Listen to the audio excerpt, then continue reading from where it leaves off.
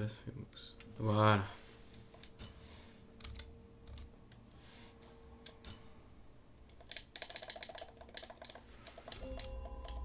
Okay, so current seed 777. Let's go. Hey, heavy metal. We have now a Blasphemous item randomizer. Yeah, I'm working like crazy. Also, I have a lot of stuff that have been happening to me for the last weeks and last days. And so we have a randomizer, and we are trying out this randomizer where we can get pretty much anything, anywhere. Enemy will be randomized too. So before that, any enemy could turn into any enemy, which was really, really difficult. Like some seed couldn't get me past the holy line. And I advise the dev made a quick change. It's in the official Discord as a mod in the modding chan, but it's not yet on the Discord, the speedrun Discord server. So we might be. I'm still testing it out and trying to help as much as I can to improve it.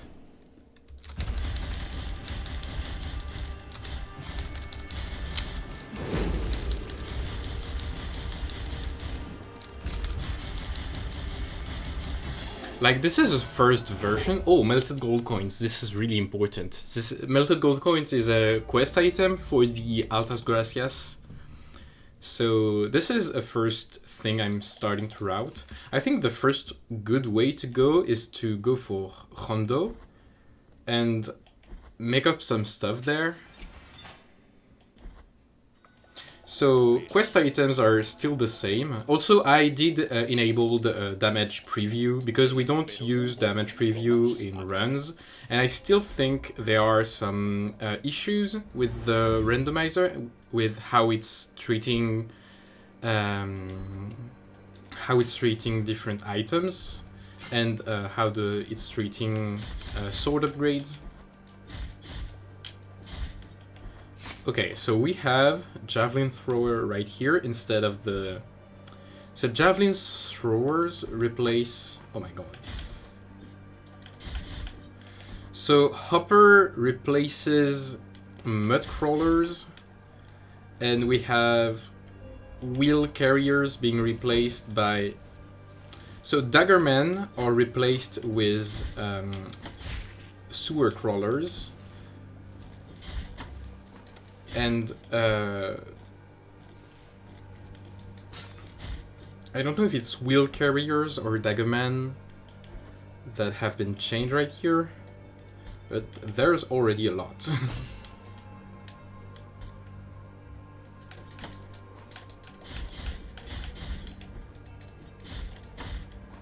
And this is really hard.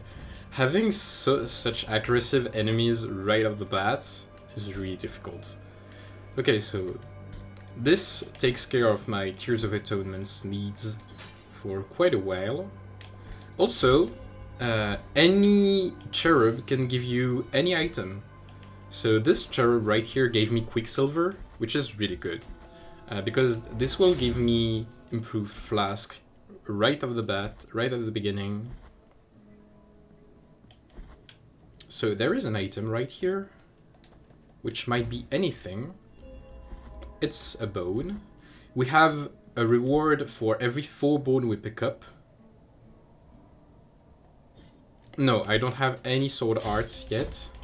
Shroud of the Dram Saints, which is a relic, but not useful in any way. Getting some cherubs. Cherubs have reward on 20 and 38. I don't have any sword levels right now. However, I do think that getting an altar still improves my attack, so I'm going to take that and get a bone with that too. So it actually improved my attack stats, but it does not give me the ability to unlock sword hearts. But because we have the damage viewer, we will be able to see that I did gain 4 attack points. So my attacks are currently doing 14 damage, which is quite good.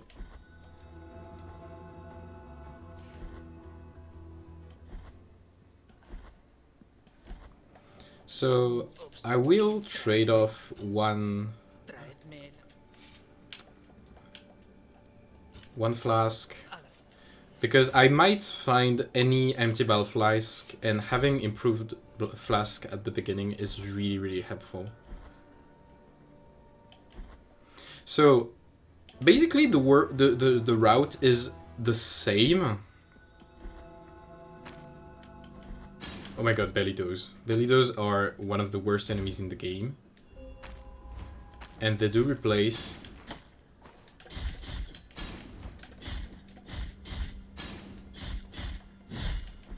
And they replace rolling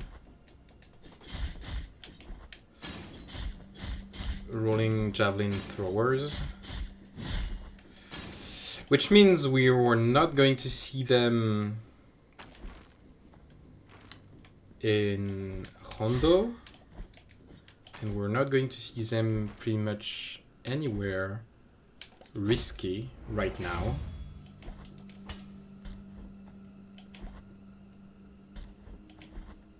Oh my god. Those jumps are really scary. And we have a boomerang thrower right here, which didn't have any S effects for some reason, but I don't pay attention to that.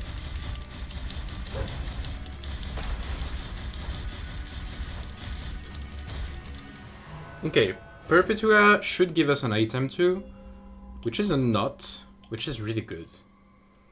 Also, one of the things I want to unlock pretty fast is the ability to go in underneath the Brotherhood, which has access...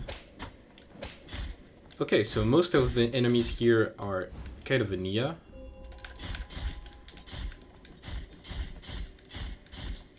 Okay, so for some reason I was hitting the wrong guy and...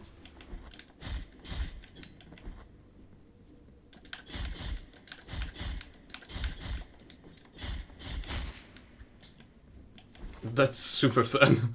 I don't know what does it, but that's kind of fun.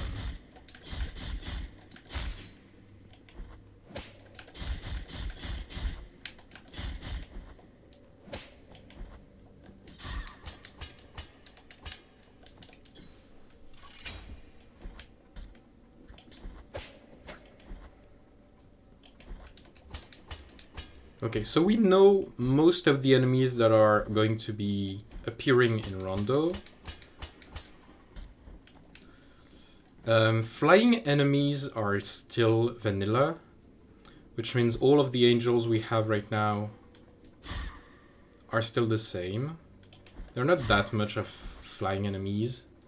There are unused flying enemies that are still present in the game file. Some of them should have been used in the... what's it called? Tres Augustias fight. But because some of the enemies are random, and like the bell enemies that are activating like stage hazard here, they are not here, which makes this area pretty much easier.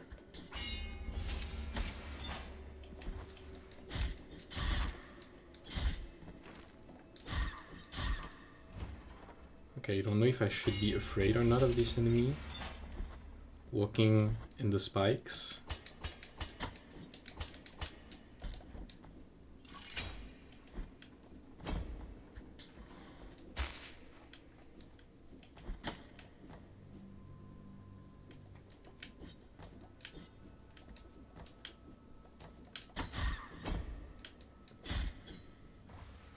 Okay, so bell carriers are blue hoppers.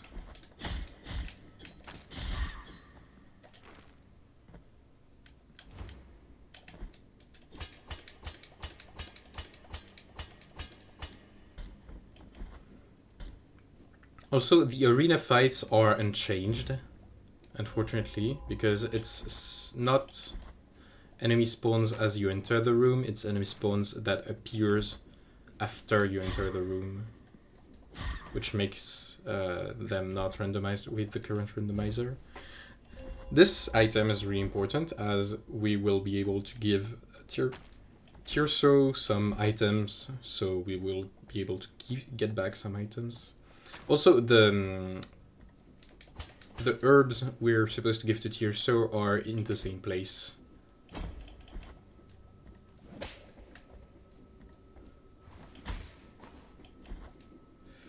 Okay, so let's reset the room.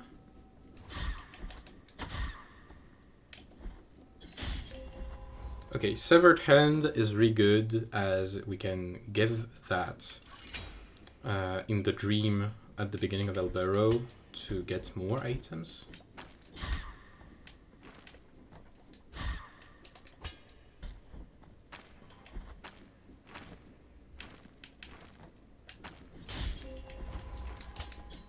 Okay, one more Quicksilver, which should not be of any use.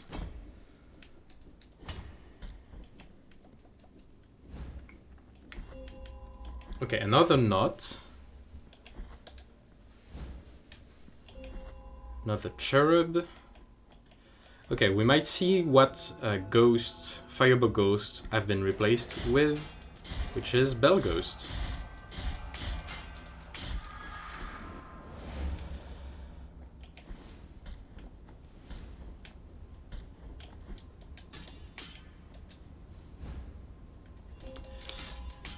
Okay, we have our first prayers, and yeah, the prison key have been randomized, so to finish the game we actually need to find the prison key, the key of the scribe, and the key of the high peaks. Because all of the other items are in known locations, the keys are the only thing we need to really find to finish the game. Yeah, that's really fun. I will be forcing myself not to use any crazy glitches or advanced technique that could help me finish the game or... Okay, that glitch is super fun. I don't know what does it. Okay, so... Hey Damocles, and Damocles is the dev for the randomizer, and thanks you so much for making this possible. This is actually really, really fun. I finished my first run today, right before this stream, in which I kind of glitched to the end because I was fed up with how the randomization turned out. But I did intend to make this a first proof of concept for both you as a feedback of what you did, and for the community to see how the game turns out and what potential this randomizer does have.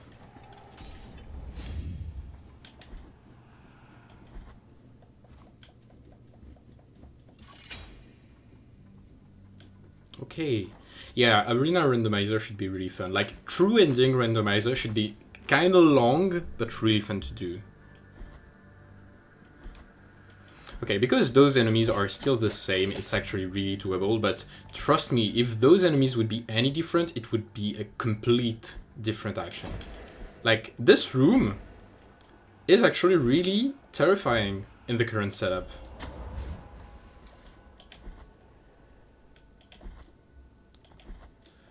Also, this room is actually way more doable because here this enemy is not a bell ringer.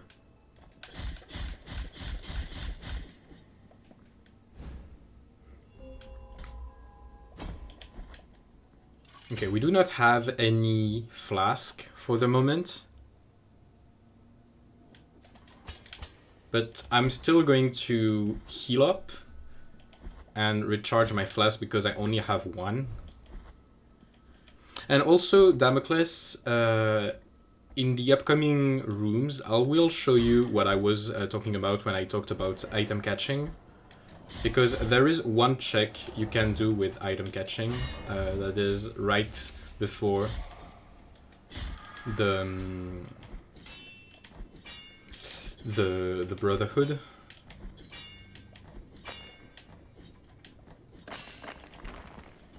I don't know why I'm doing that. I just really like going underneath to break this statue. It's really useful in New Game Plus as you have only 2 attacks needed to do that. You can break that as the Enigma is going through, like the pendulum is going up and down.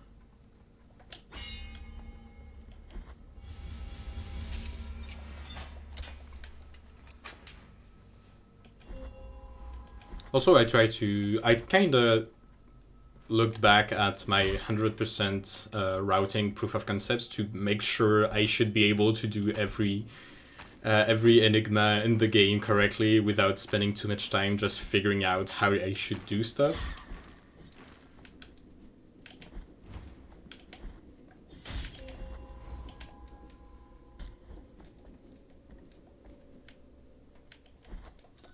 No, Confessor statue are not randomized, but actually fervor upgrades, cherubs, health upgrades, miracle altars, sword upgrades are being randomized, which is really, really fun. And actually, you can have a crazy amount of attack because there are 7 attack upgrades that are scattered through the entire game, and because you also have the miracle altar that still give you 1 attack upgrade. Basically, you have 14 attack upgrades in the game, so you can, by doing the route I'm doing right now, plus finding some lucky sword upgrades drops, you can actually end up with more attack than you're supposed to in the original game, which makes the game really, really fun. So yeah, so basically, this item you're supposed to catch by using this blood platform, but as you can see, there is like a small prompt where you can use that. If you slash and use the triangle button just to interact, please do not interrupt me, that would be really kind. If I was to, as you see, as I am slashing, the interactive button is appearing. So if I press both at the same time, I just warp to the item, which make me able to catch them. So I do think this should be considered out of logic, but this is a nice trick that you can use.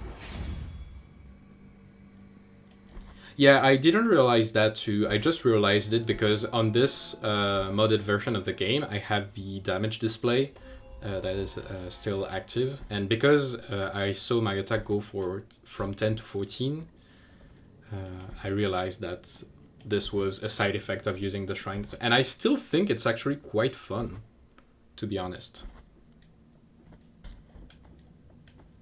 Yeah, I do use that to skip Melquiades, yes. And basically this allows you to finish the game once you only have the uppercut. So you still need to find something like 4 Miracle upgrades in order to buy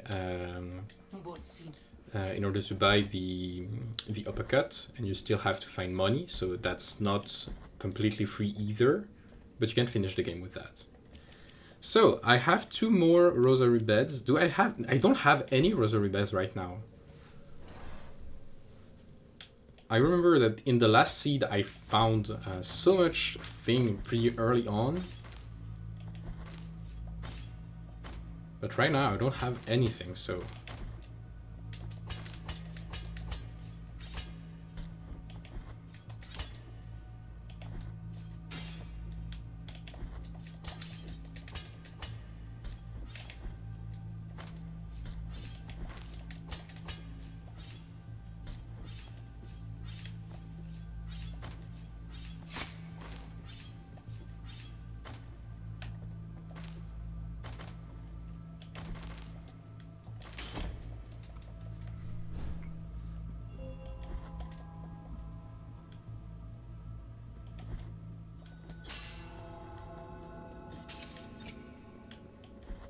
But yeah, that's something I wish I able to provide you is some feedback that gives you new idea or makes you realize some stuff that you didn't realize before. Okay, so now I should just warp out of here. Oh yeah, and the teleport always active right at the beginning is just crazy helpful.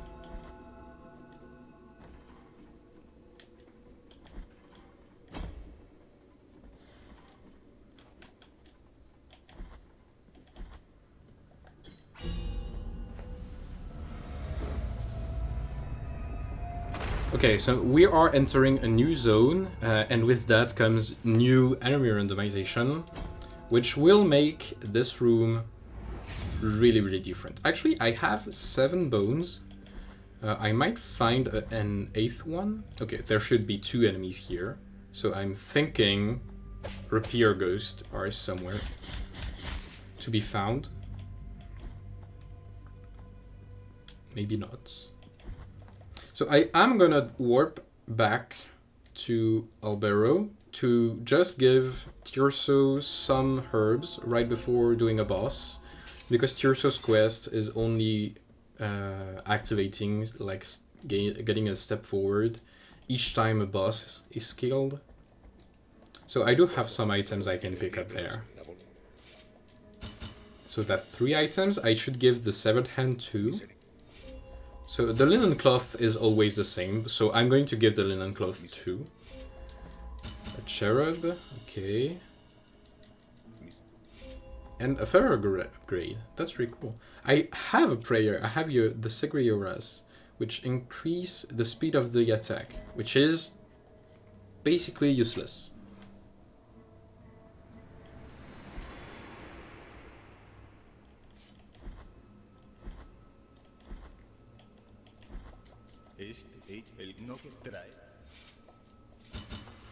So this is 3 items. That it gave me quite a lot of Tears of Atonement.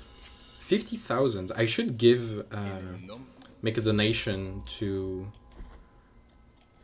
Okay, the Painted Rosary.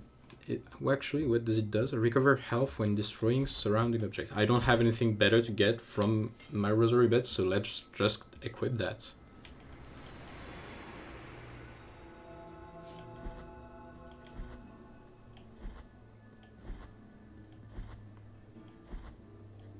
Alright, the door opens only after boss, so I guess we're going to go for Tres Augustias first, and then we're going to do some donations. Okay, so those enemies spawn right now, which they didn't do on the first go. So that's new.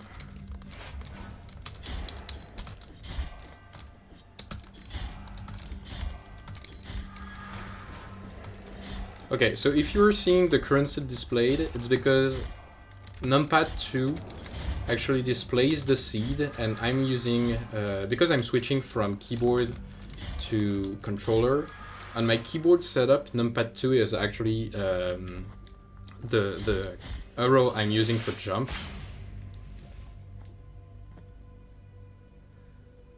Okay, so bell ghosts are wall enemies. This is only a confessor statue up there, so I don't have any interest of going there.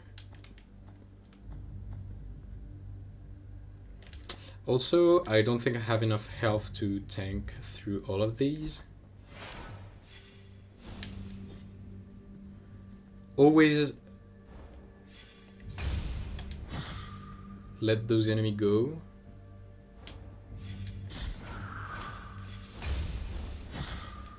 No, I soft locked. No, that's okay. I thought I soft locked.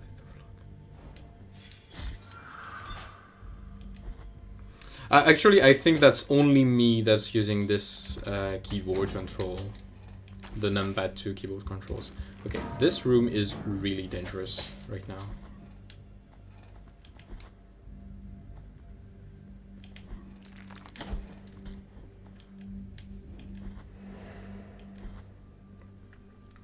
I will be coming back to this area once I have the silvered lung of Dolphos.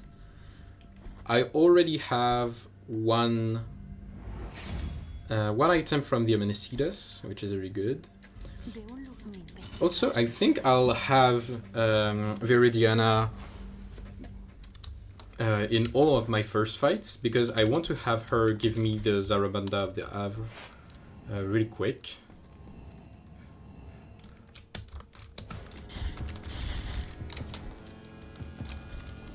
Oh, really?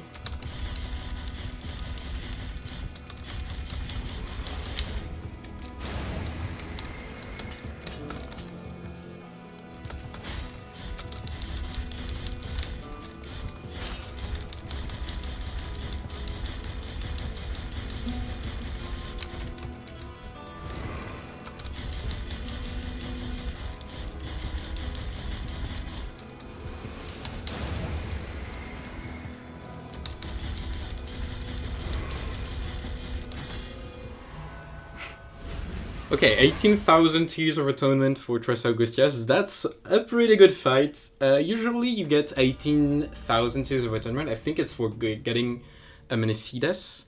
Also, I do think the Petrified Bell, which opens all the Amenicidas quest, is somewhere in the game. And I am going for the Amenicidas quest lines too.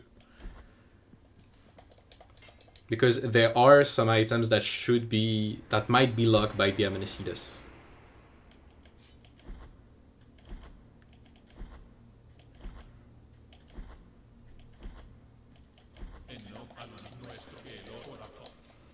Et salut à Hélène.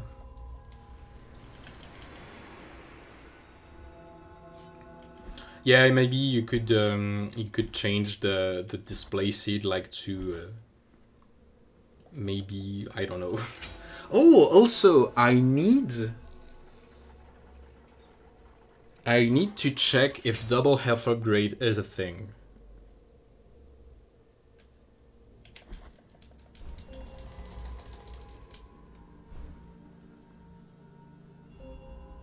Okay, so I did get both time the same cherub, so it did not duplicate anything. But yeah, that's a glitch you can do, which when you get your first health upgrade, you can both trigger the cutscene that gives you the upgrade and interact with the health upgrade at the same time, and this basically duplicates everything. Whoop!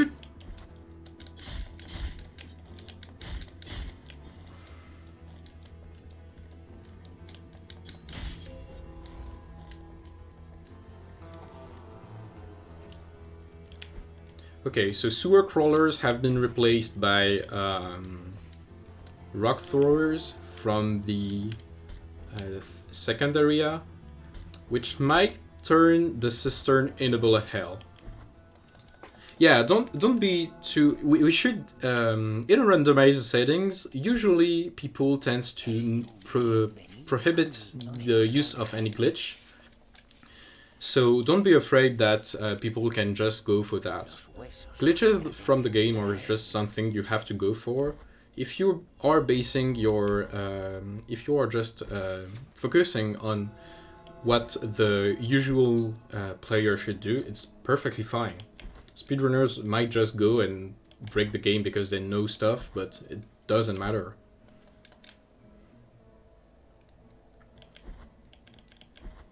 Okay, so now I think I'm going to give all of the thing I have, because I can actually gain a lot from that. I should have the upgraded save points, which should be a really nice change of pace, because I should get back over of my fervor.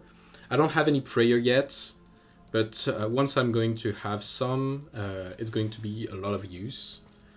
I don't know if you have anything regarding the skin rewards. I'm still going to keep some of my money, if in case I just find a sword upgrade.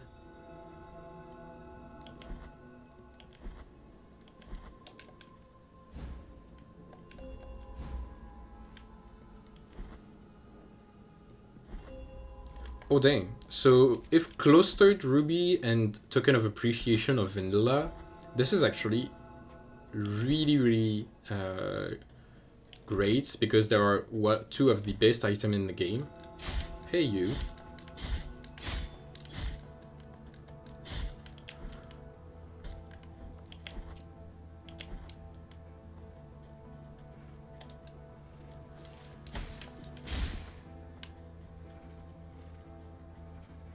Et salut Crystalora, tu vas bien? Okay, this might be more difficult than it looks. Okay.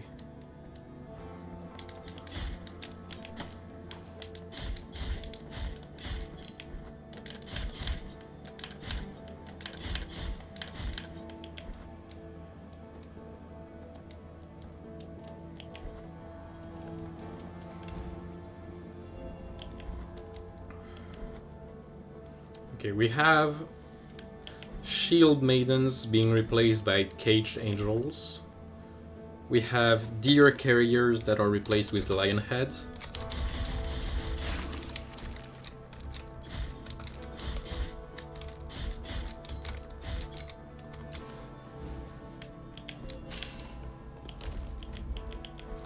Also, I'm looking for a true ending run, so I think it might be more fun because of the items randomization. And also finding all the bones to unlock Isadora might be really fun too.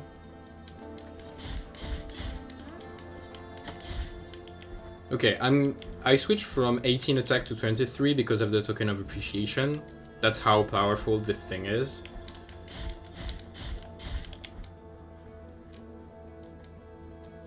And because I have Cloister Ruby, I should be able to one-shot bosses. But I'm not going to use that as... this is a glitch that is way too broken to be used in any kind of speedrun. Okay, so now I could go either way. Down... I will be going down. I don't want to go in the... don't want to be going in the graveyard of the peaks yet.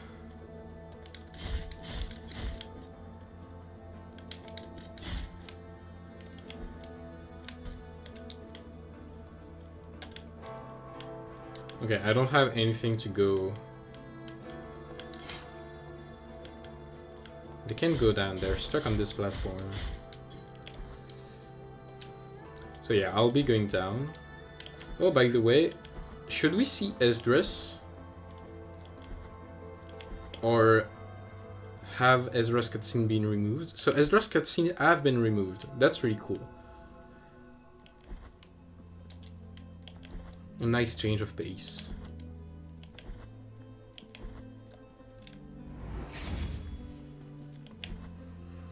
Okay, but I don't know what enemies should be here. We have encountered pretty much easy enemies right now.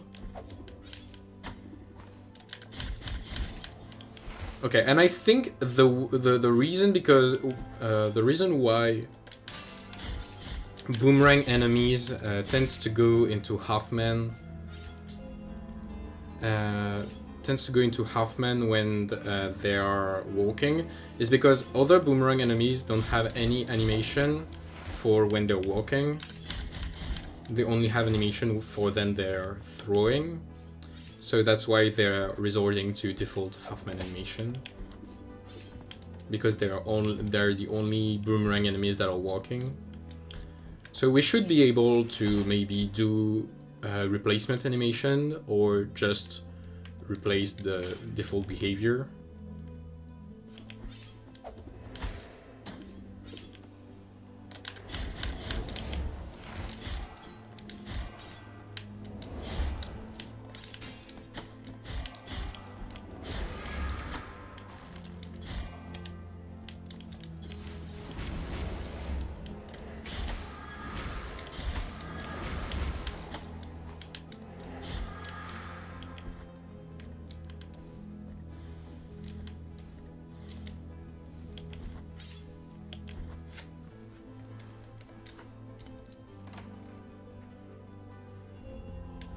Okay, that's nice.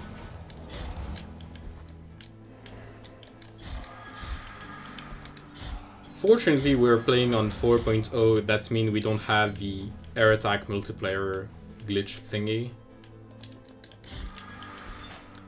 But going from 18 to 27 attack is quite the improvement right now. Oh my god.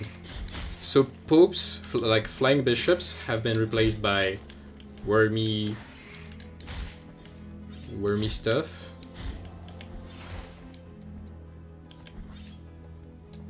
Yeah, definitely the upgrade you did, like the kind of revamp you did to the Randomizer,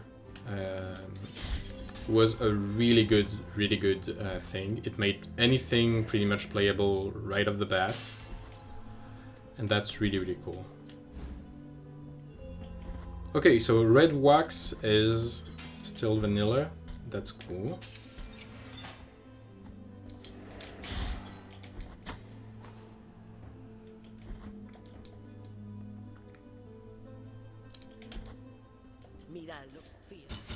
I'm going to buy this, and I'm going to buy that too. In case I don't find the silvered Lung of Dolphos, this is a good alternative to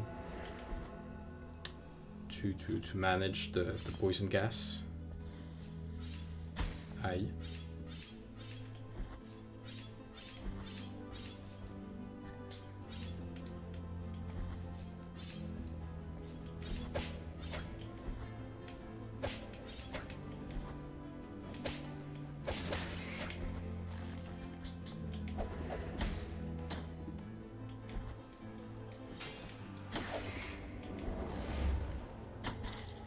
Boomerang enemies here are maybe one of the worst things. There are going to be death in this playthrough. Definitely going to be death.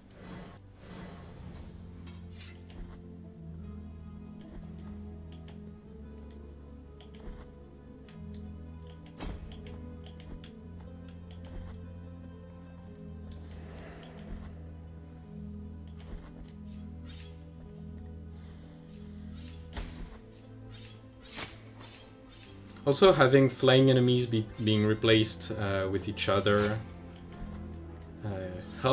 keeps the flow of the zone, like having either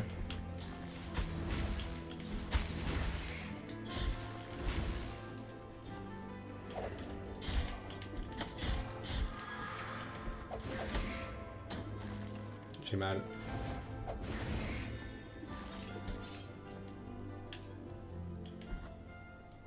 Okay, so second time for Viridiana.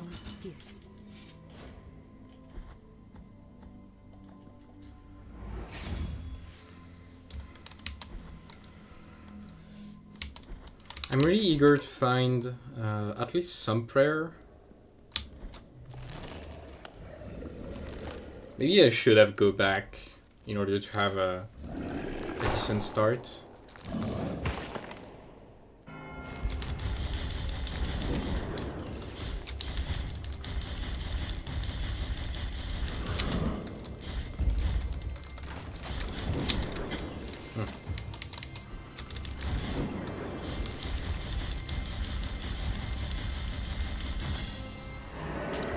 Okay, Tentudia, that's the first Tentudia item I'm getting. The Bile Vessel item. Which one are you talking about? Oh yeah, I'm mended to go that way.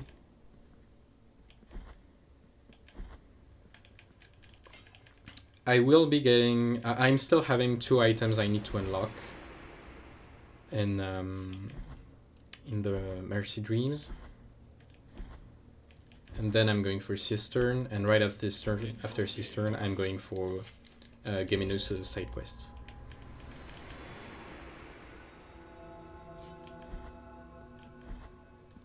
Also, I need to try out custom skins for the Penitent one. That looks really cool. Okay, we have sewer crawlers. Yeah, we knew that they were replaced by those guys.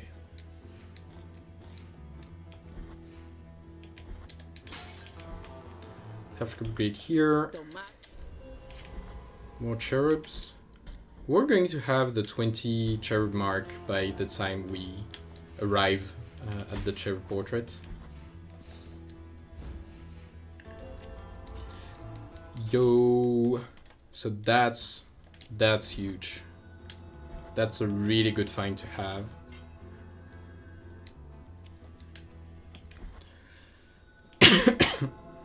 Blood perpetuated in the sand is one of the best movement of grade that you can have in the game. In the room right above? Okay, so maybe I did miss an item.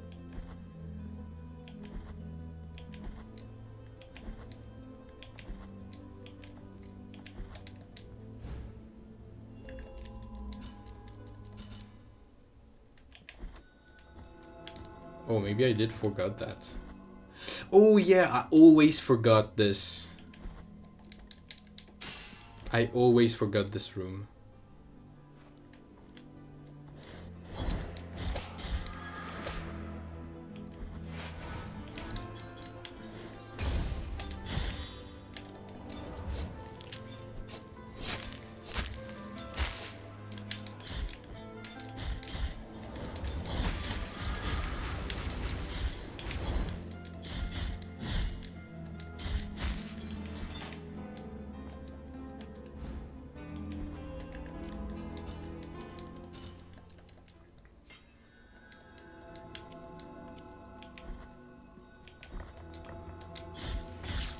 Yeah, thanks for reminding me, because I was going to skip that room definitely.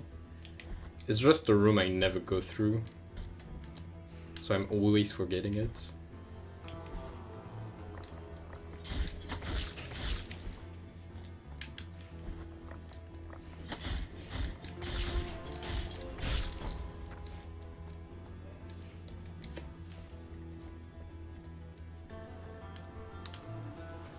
Where should I go from here?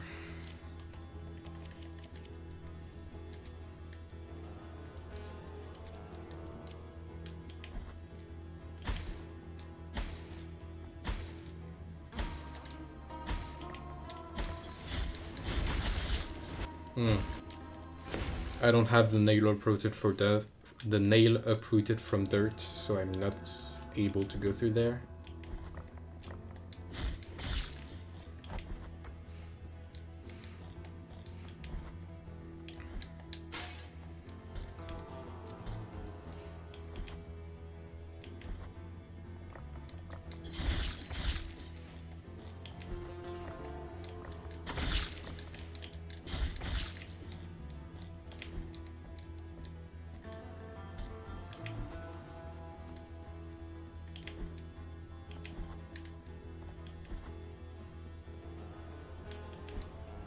Okay, so bell ringers from the sewers have been replaced by candle lancers. I don't have anything to get from this passage. It's the one at the top of this room that has something.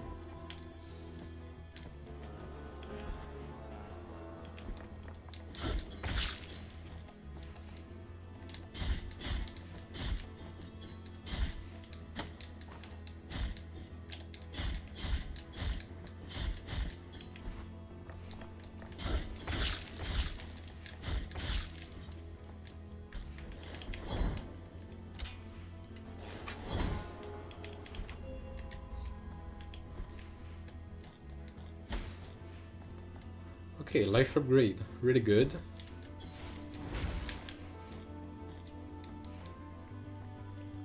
Are there any rewards behind the arcade game?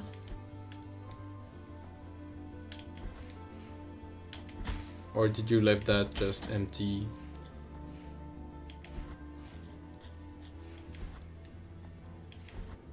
Nope. Okay. It might be a way to add funny rewards to go for.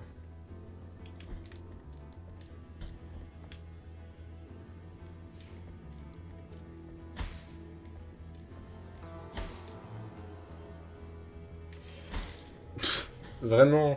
Oh la mort de merde.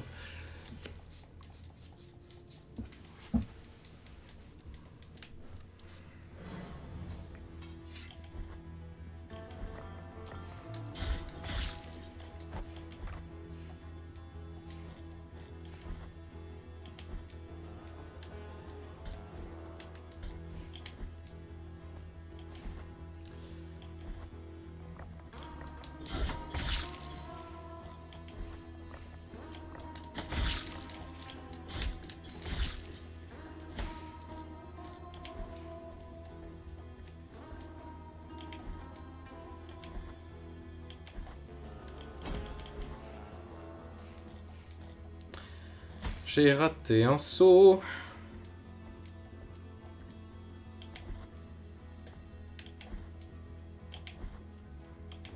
Ok.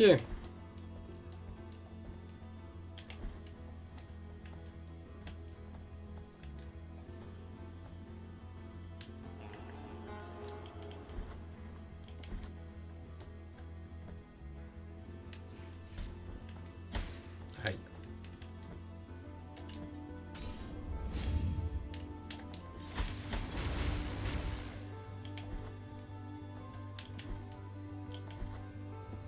Yeah, having clustered ruby and or sapphire is right off the bat a really good thing to have. Can I go for that?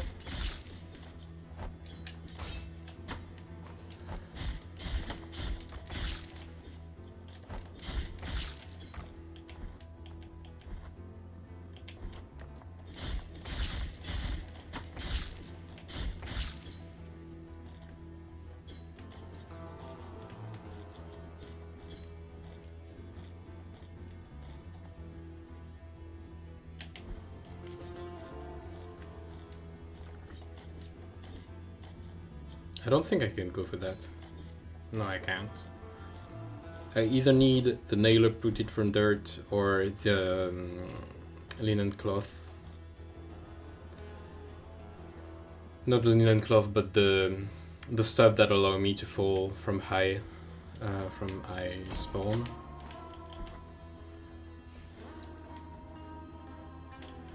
I also need the nail uprooted for dirt for that part, but that was the thing I was looking for.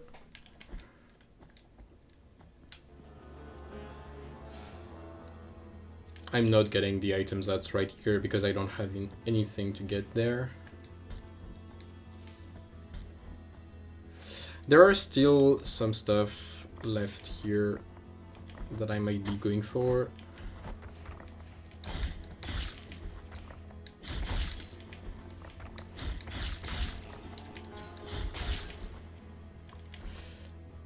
The Holy Wound and the Mask being randomized, that'll come in the next attempt, then I'll work on making Tear Stone of Die so that herbs can be randomized. That would be really, really cool.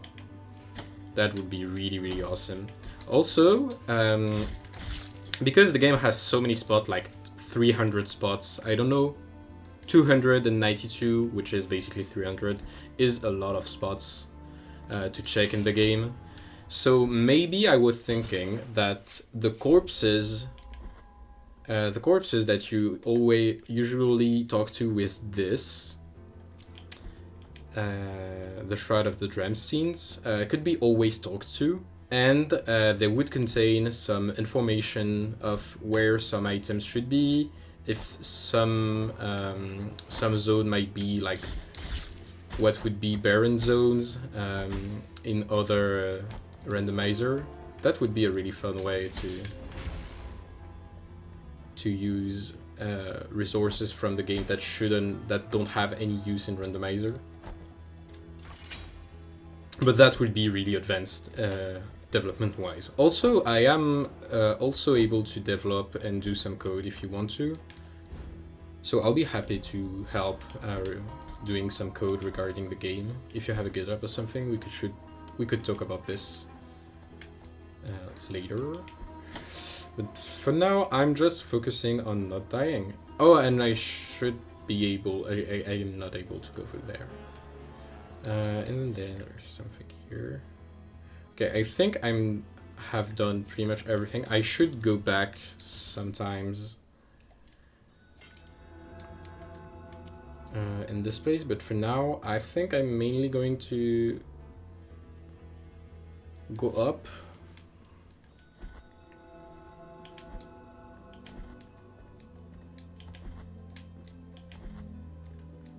Oh wait, I do have the blood perpetuated in the sand, which makes some checks here and in the holy line doable.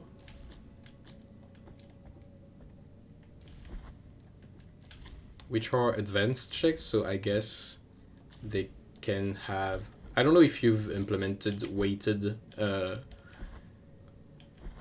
weighted spots for items, but it could be something. Like the corpses I was talking about is those guys.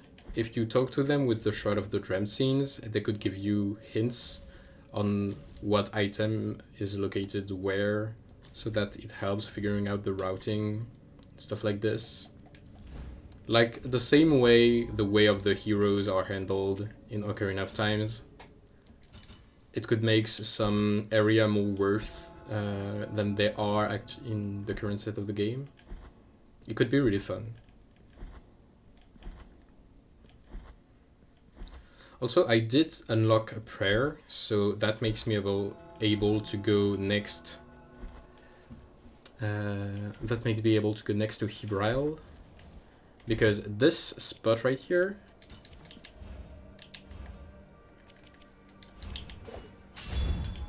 When you use a prayer, you have a hitbox underneath you. Oh yeah, the brother room, I have the key, I forgot that. The Crown of Known Iron.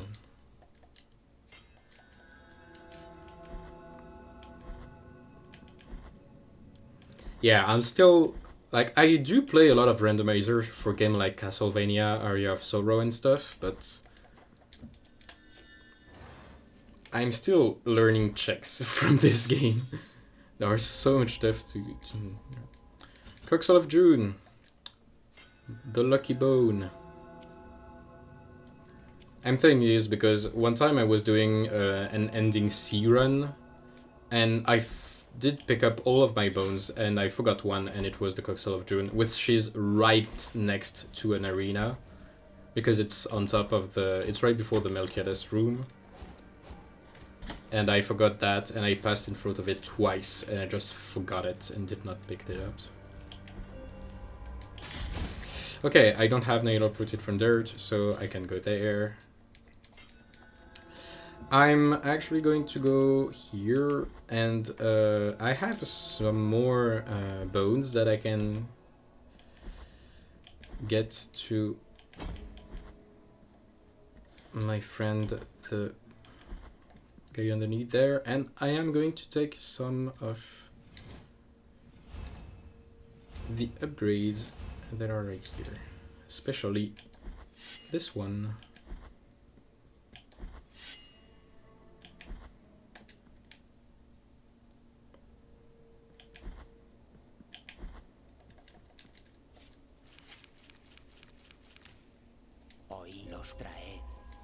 Okay, that's the most useless prayer in the game.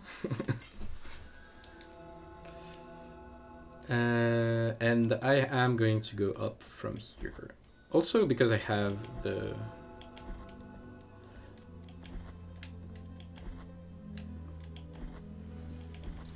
Because I have the blood perpetuating from sand, I am able to pick up what should be Tentidious Carnal Remain, which becomes one of the best prayer in the game, so that's really cool. And that is going to be my prayer for now. Sort of Excommunication is a really good prayer that just improves your attack significantly. Given that the next boss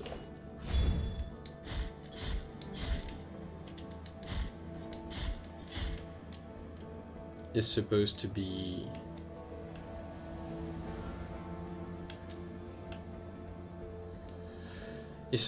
Our Lady of the Charred Visage. So I'm not able to take that baby right here, but I do need to remember there's a baby right here that I can take once I have a second upgrade for my sword. I should be able to have the disc, and I should be able to get the baby. Okay, so now that I've entered Where the Early Tree Withers, the Geminos quest is starting, and the next boss I'll be slaying will make Geminos quest line step forward. This boss needs to be Our Lady of the Charred Visage, because I need to finish Geminos quest line to to enter the room he's supposed to unlock. Because if the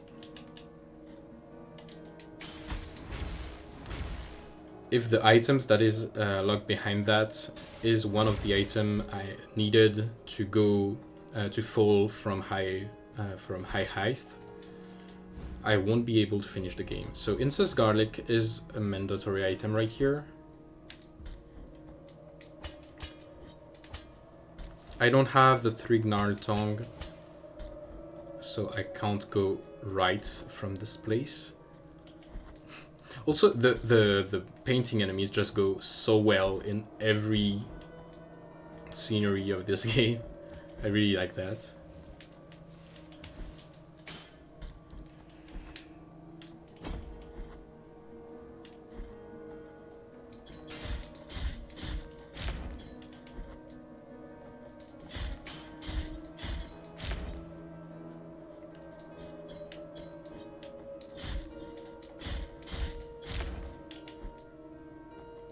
This room is way easier with that enemy configuration than what it should look like in the game.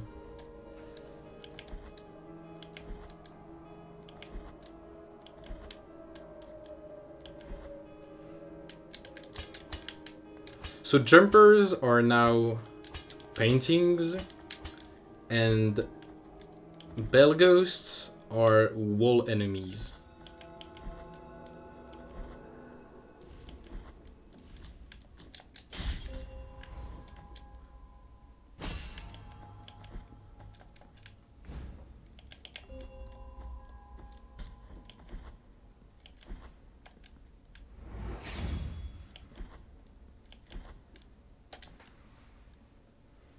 I think there's another key. No, there's another Tentudia remain right here.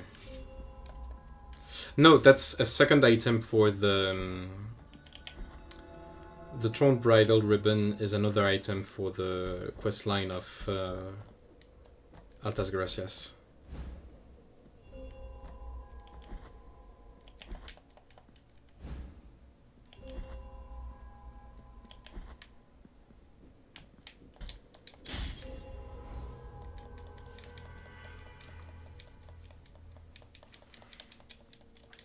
So this was a wanted death. I just wanted to check the baby, but I didn't have anything that allowed me to go down there.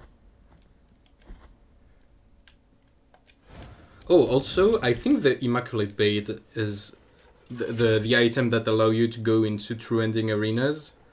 I think it's just hidden somewhere, and I have to find it out. Do I have any... I don't have any quest item right now. Do I have any Tentudia? Yeah, I have Tentudia's remain.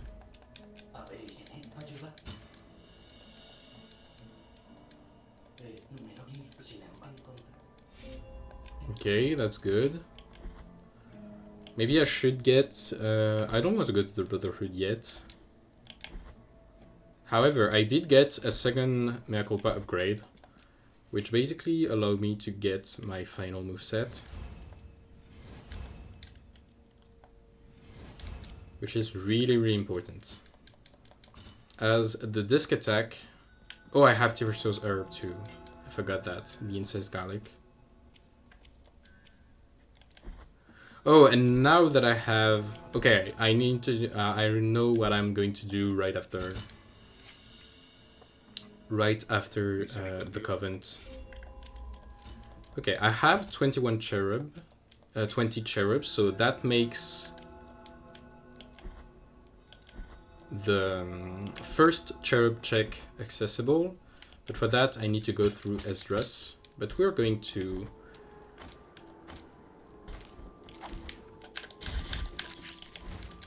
Okay, this is going to be a nightmare. If walking tombs are supposed to become boomerang throwers, and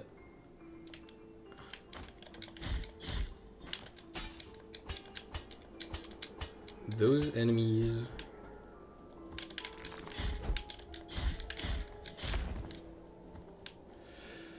I need something that can get me an upward strike.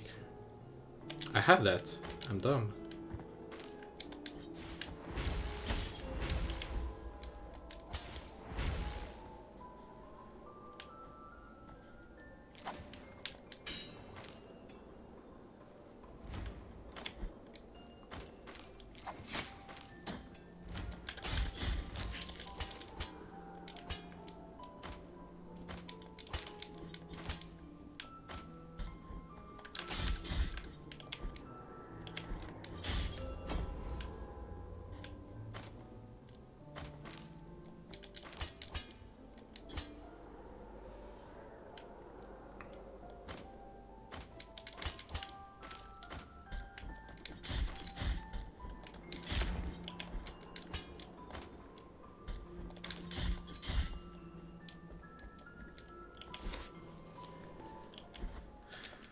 I should have enough for a second bile vessel. I think I have another one.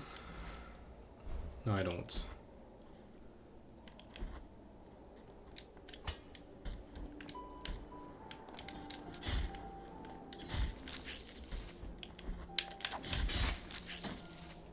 I hate the boomerang throwers.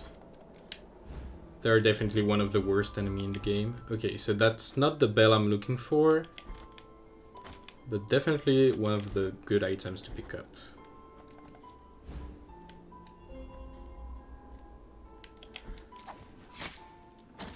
This is one of the worst things that can happen.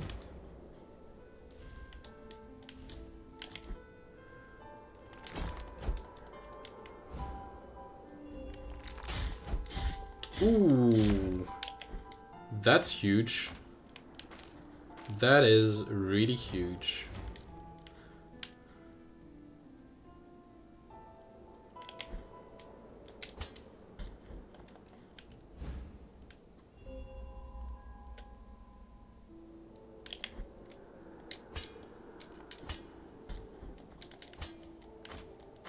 Okay, so now we finished what we could pick up.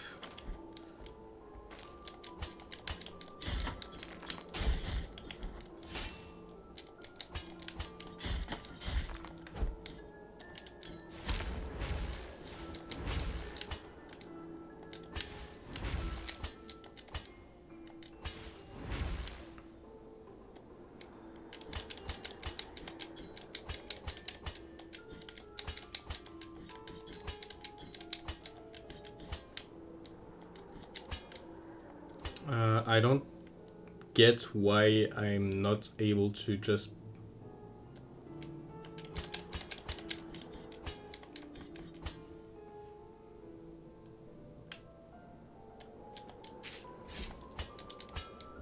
Okay, I think the wall enemy kind of bugged out the upward collision.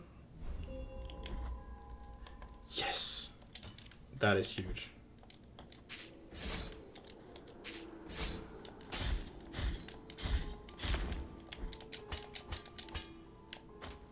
Yeah, but fortunately you can, like, use this attack to maintain yourself in the air.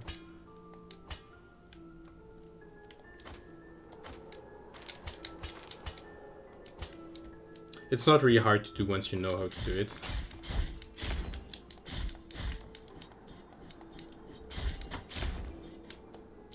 It's really useful, like, to extend your air time, air momentum stuff. Okay, so nail uprooted from dirt is actually a huge improvement on many aspects of my movement and of the checks I am able to do. Okay, so what is going to be replacing the sensor sister? It's another wall. There are so many wall enemies right now.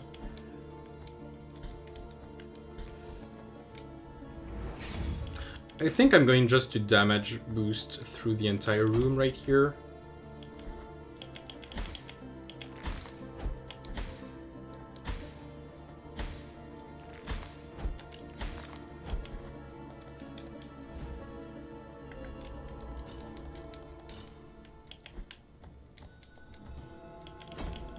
And I am going to be doing 2 checks right here.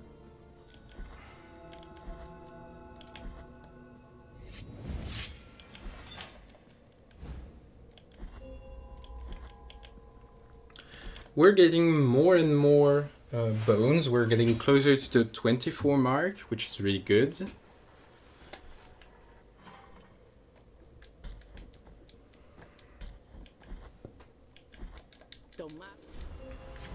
Oh, ho, ho, ho, ho.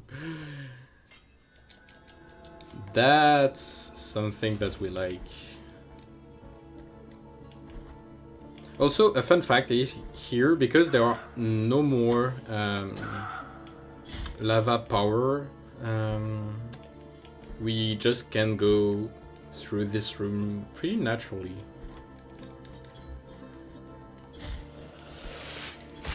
Explosive enemies, no.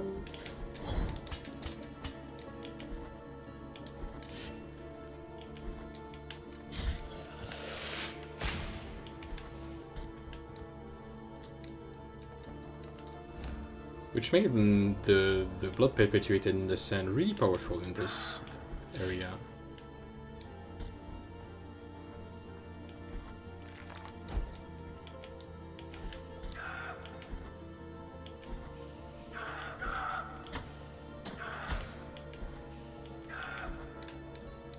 Here, if you just lay down, you don't get hit by the poison.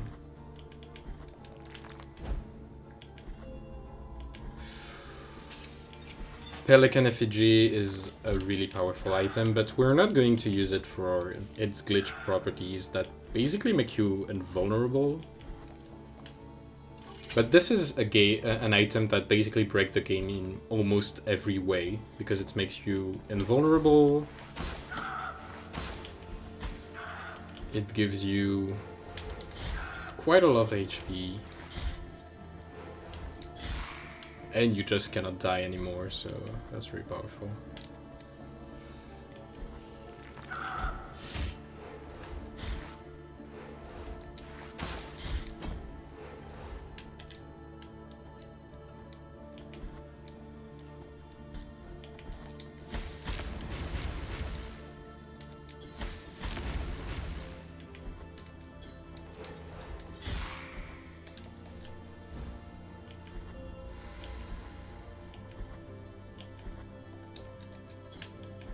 Yeah, there are items in this bottom left room. I do think it's a poison cloud room. No, that's not.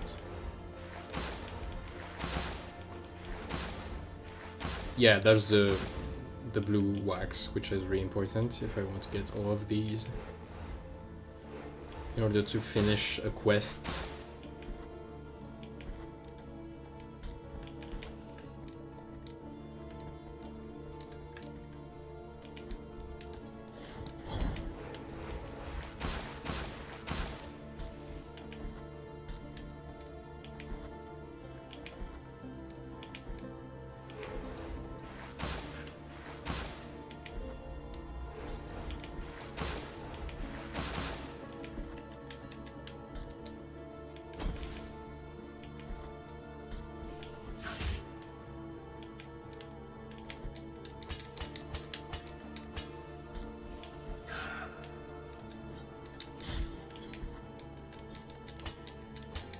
Like, is this enemy going to attack me from the wall? No, it's not.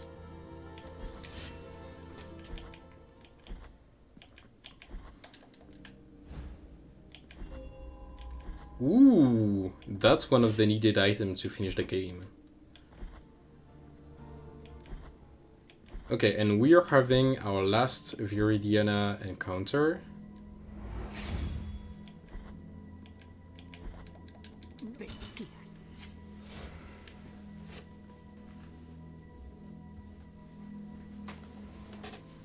Yeah, so the axe roller is the anchor roller is maybe the worst enemy in the entire game. I hate this enemy so much.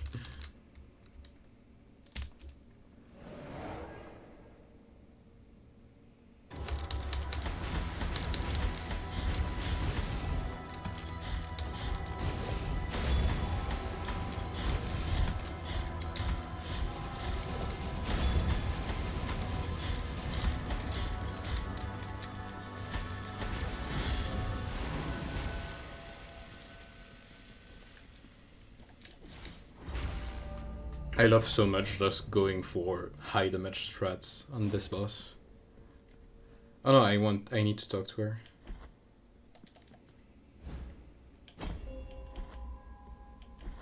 Okay, so this item is the same, I think.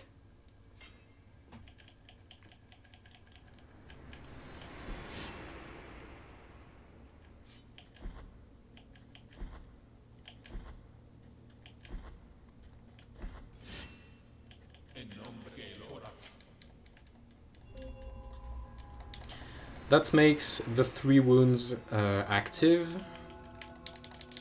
So we might be able to go for Esdras, but because we want to have a true ending, we are not going to go for Esdras yet. We are going to go for Sierpes. The most tanky enemy, the tankiest enemy in the game. Oh! Vanilla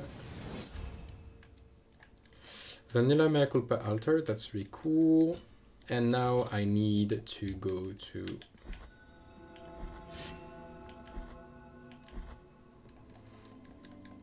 I need to go to Tirso, to Gemino.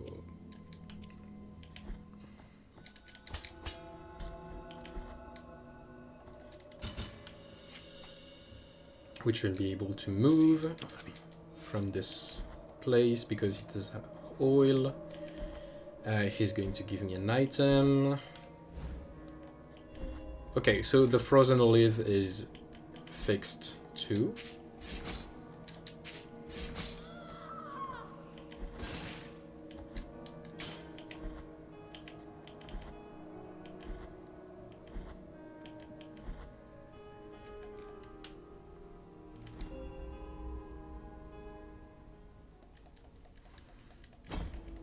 And I do think there are quite a lot of items in the next area. I think there is like 1 baby and 1 item maybe.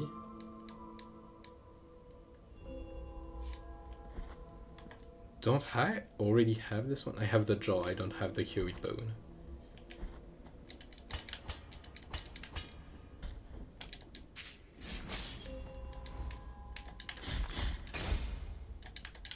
Merde.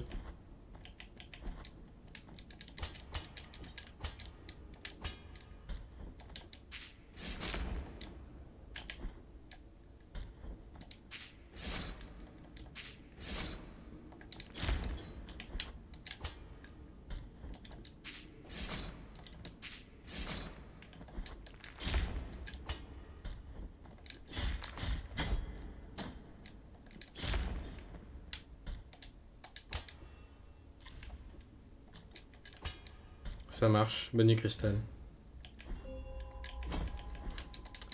Yay! One of the items we care about the least. So that was Gemino's questline. So now, what questline...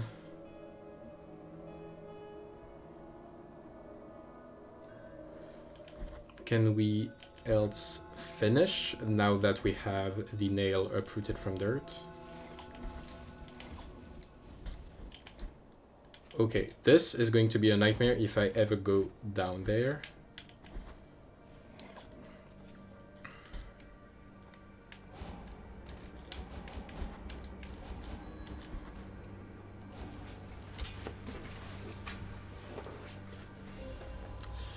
Piece of tombstone.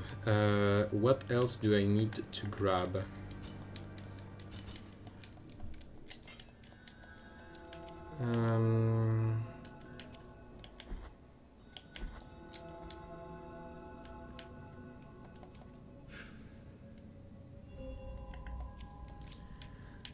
I do need to go...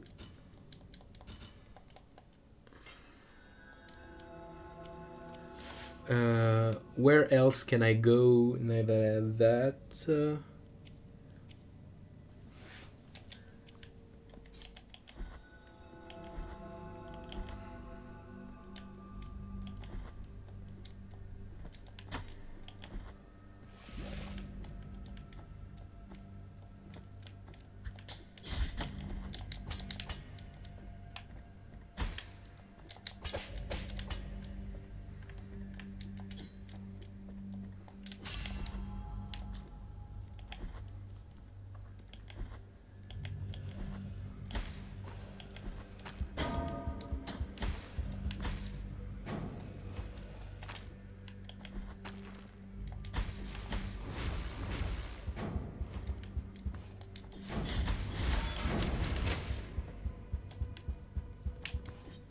Those enemies are so strong they just walk on thin air.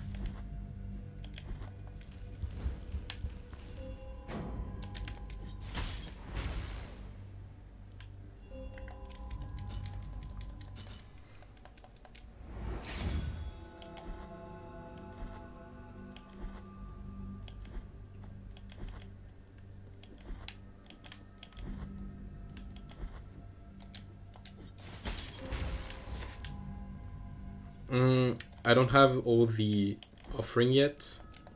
I just have 2.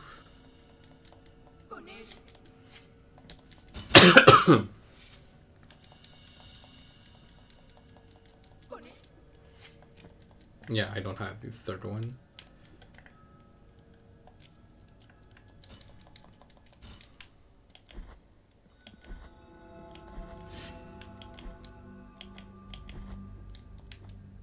How much item? 118. That's pretty good for 1 hour in terms of checked items.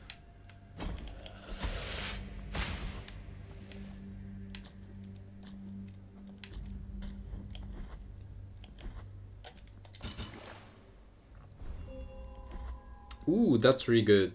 That's really, really good. There are so much things that are accessible through Verdials, which make it a really good... Like, that's one of the most powerful prayer in the game, and it's just given to you right off the bat.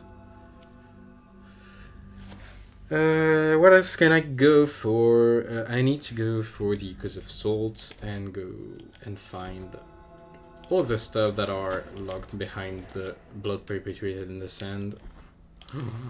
Belly here is going to be a nightmare.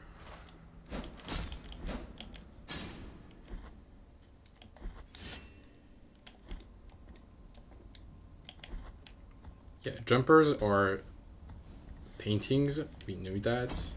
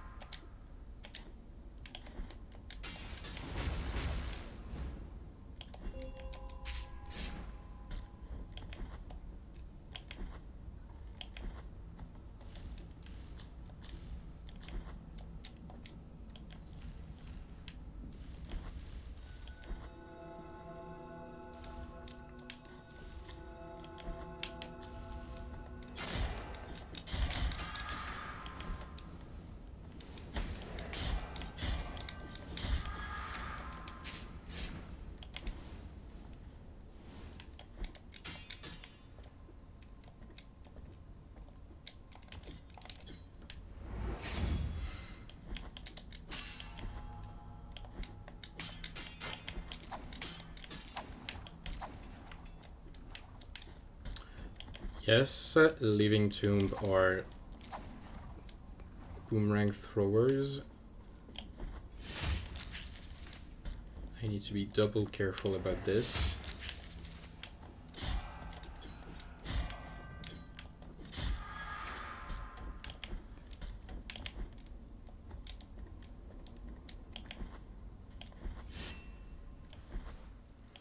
I'd like to find something like the Bryant Head of Down, or maybe the Little Toe made of limestone, or the Fourth Toe made of limestone, which should speed me up greatly.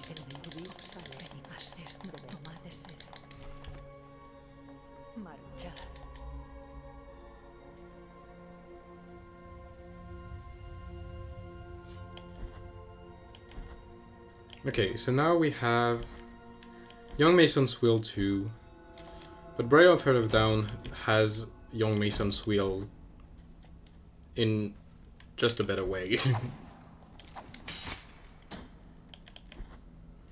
I had, the previous Sid I did, I just began with the Young Mason's Will. Are you for real?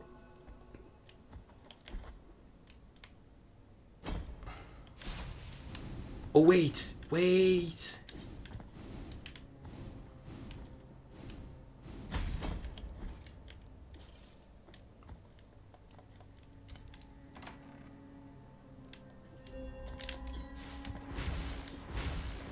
Non, ça marche pas.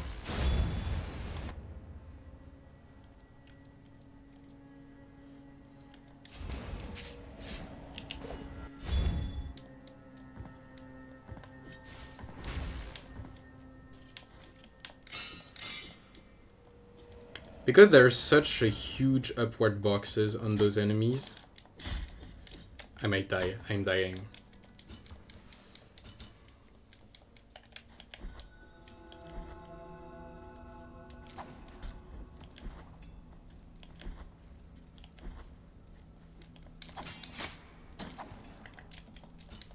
I didn't heal up. Yeah, I thought because in the last game I did, I had the Bryant Heart of Down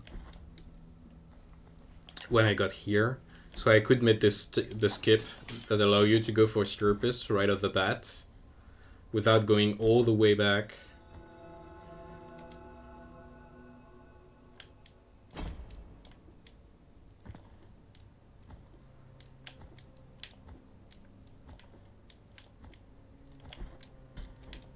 But wait. I have a terrible aim. No.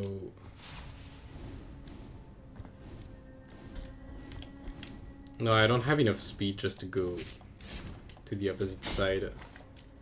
Unfortunately, so we are not going to go any further in this part of the game. Where else can I go?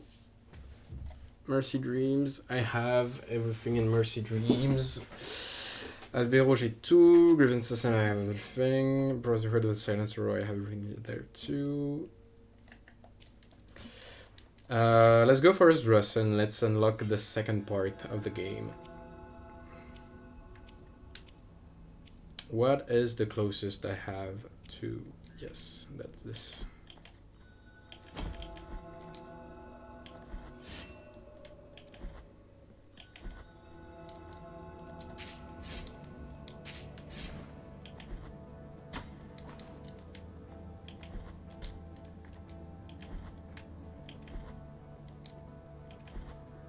Oh yeah, I need to do step 2 of Renaissance quest line.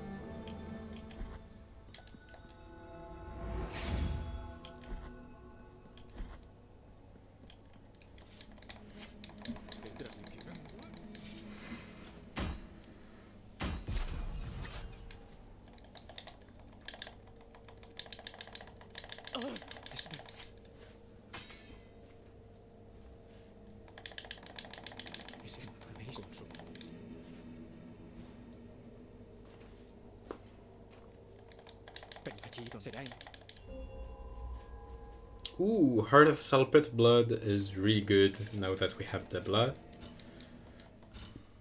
Why did I do that?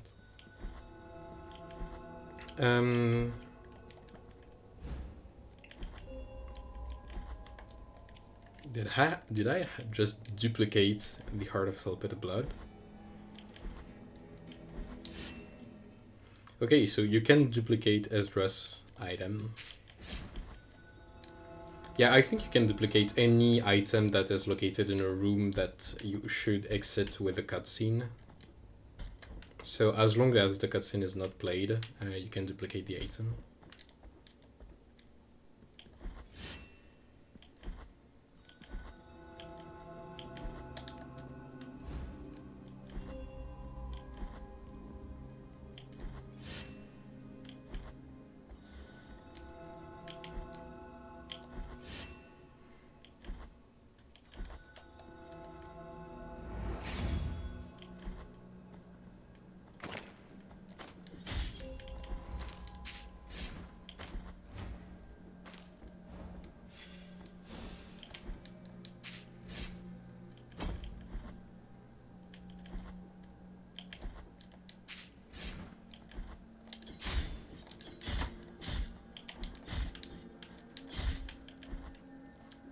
those guy replaces Bellido, I think.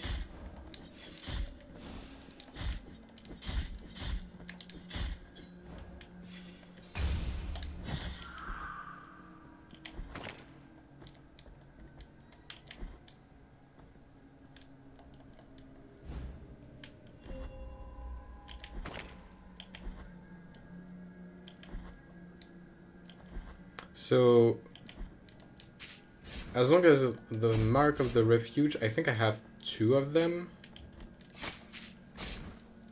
Okay, I need to be careful, I can't go to the Thorn Symbol.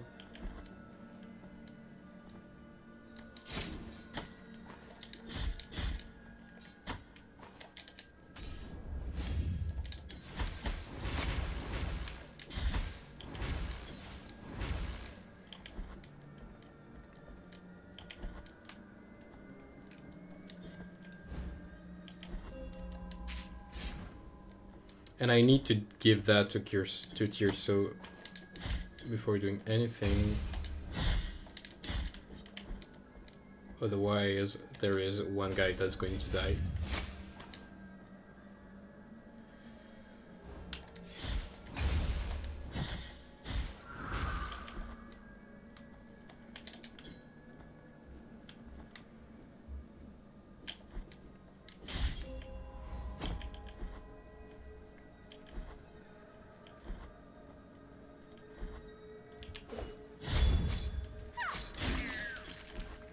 I completely forgot I had this prayer equipped.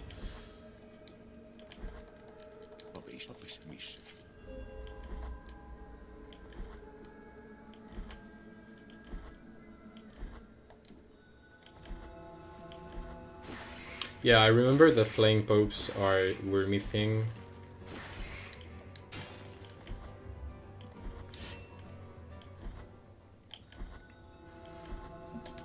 So I don't know what should I be going for first. I'm thinking library into the paintings should be nice.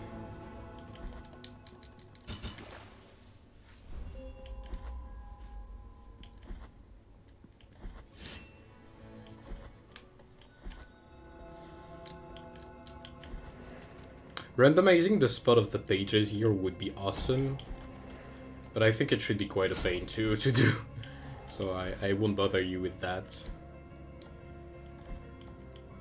Oh, so the enemy are passive enemies replacing the boomerang ones, so that's really cool.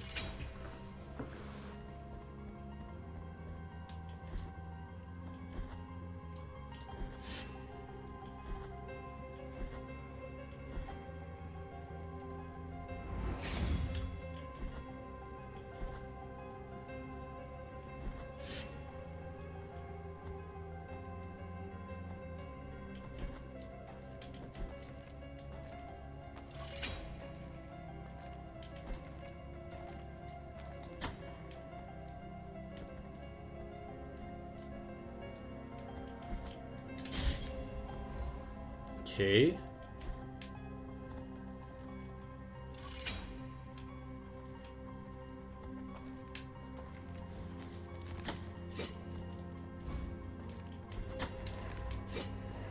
That's 2 mea culpa upgrades in the same room. Everything is fine. I don't have anything to get here.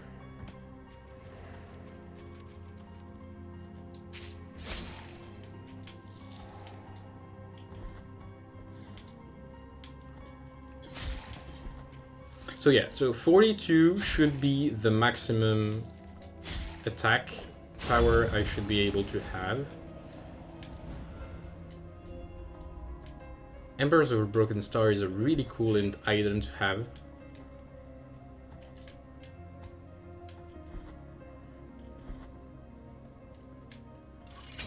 It increases the fervor generated by each of your attack.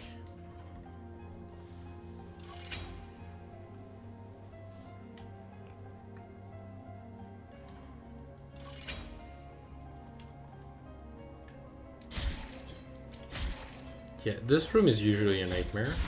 This enemy seems to be vanilla. can go up there. I don't have the 3 gnarl tongues.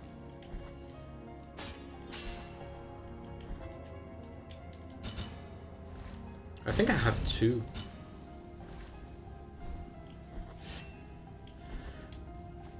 I could go for a 3rd flask upgrade.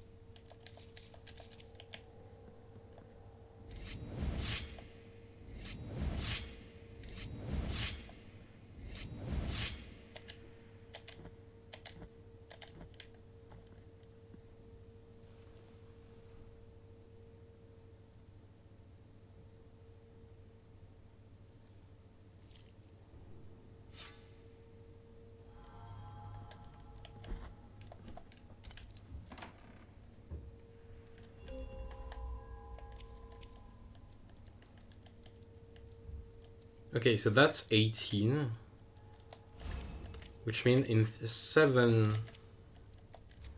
within 7 new bones picked up, we could be fighting Isidora.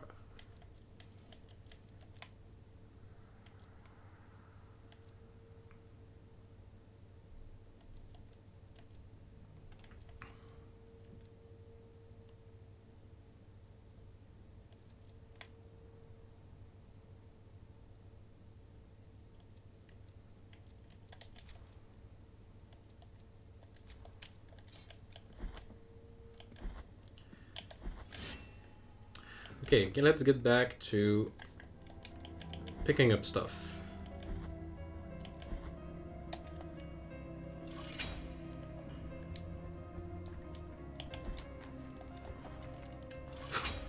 Okay.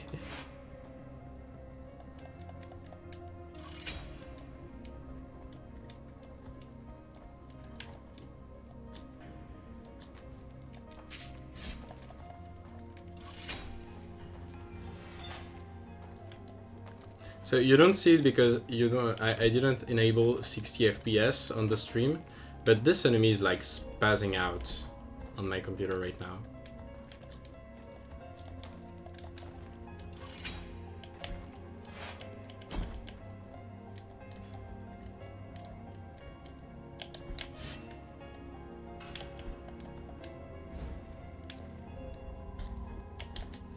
So 6 bones left to fight Isidora.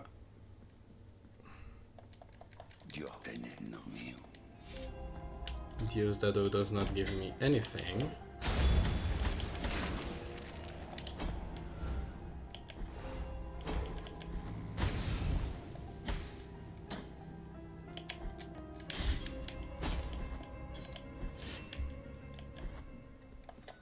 There are quite a lot of items to pick up in this area, to be honest.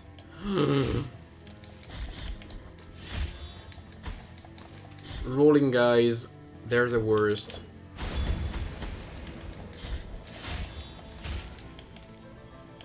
Okay, this area is going to be the true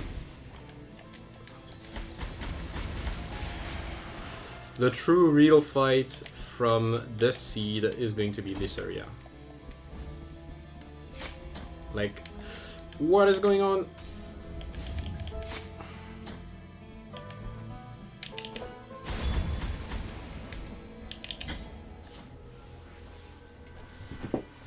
This place right here is cursed.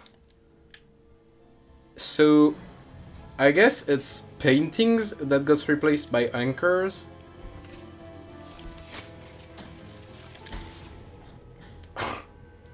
So I'm not going to be able to go through that because golden guys have been replaced by dead fishermen, dead sailormen.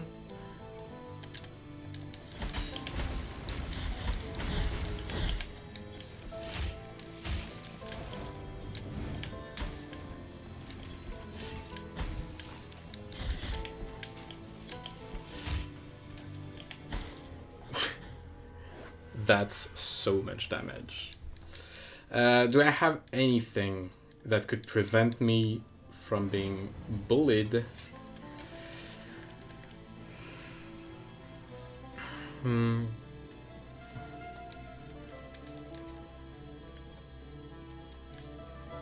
I need the cloistered sapphire.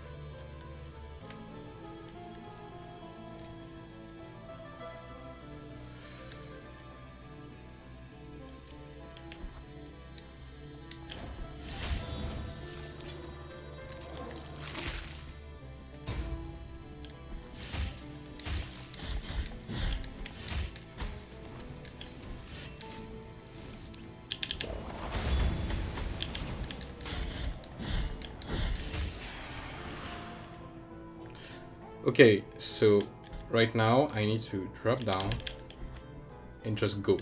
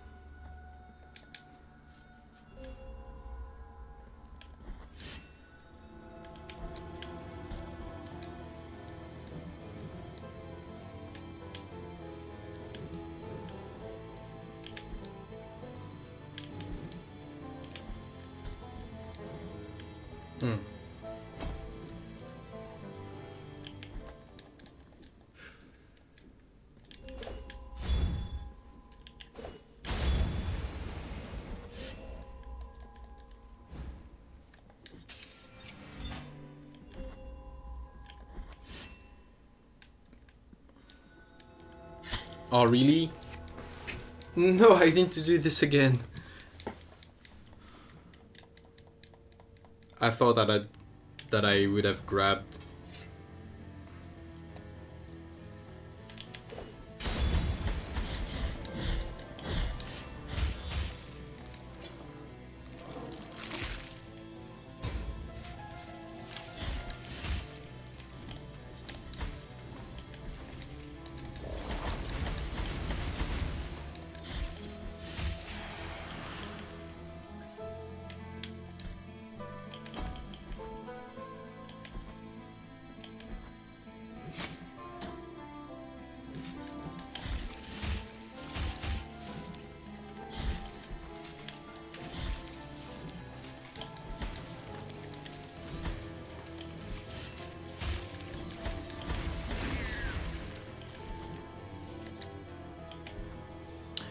Okay.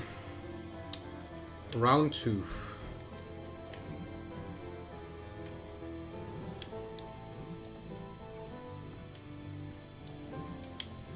Let's just be cautious of what to do and where to go.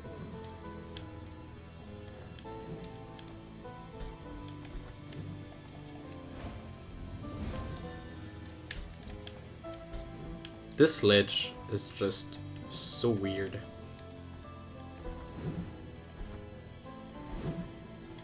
Actually, because of the enemy, I want to go with this.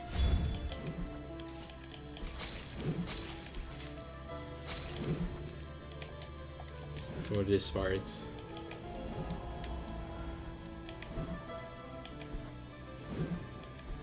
The Molten Heart might be of use if I'm feeling like super risky strats.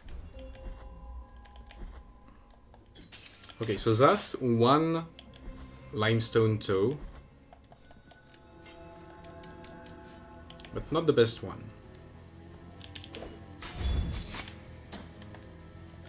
Je voulais faire un déblat.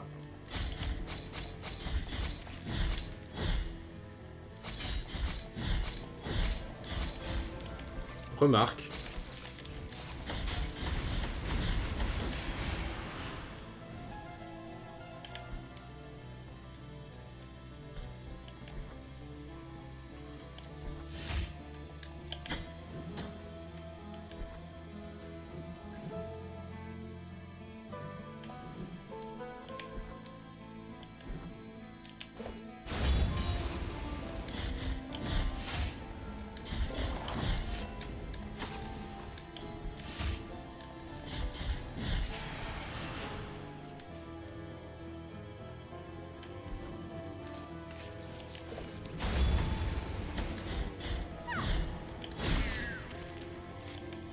So yeah, so Isabella turned into processioners, and processioners turned into deer carrier.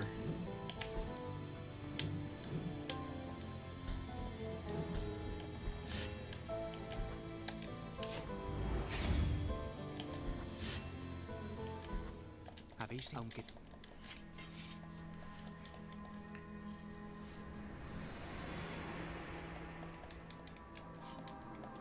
penitente siempre.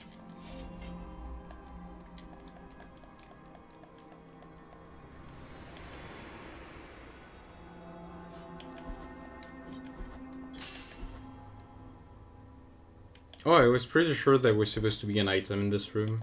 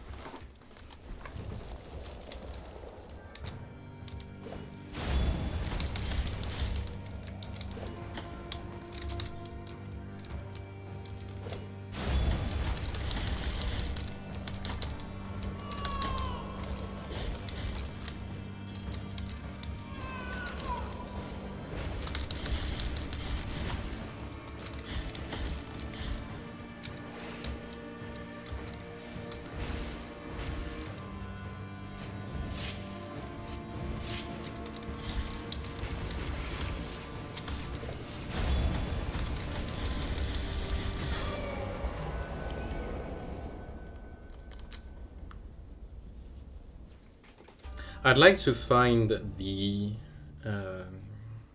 Petrified Bell in order to go for the Amenicidas questline.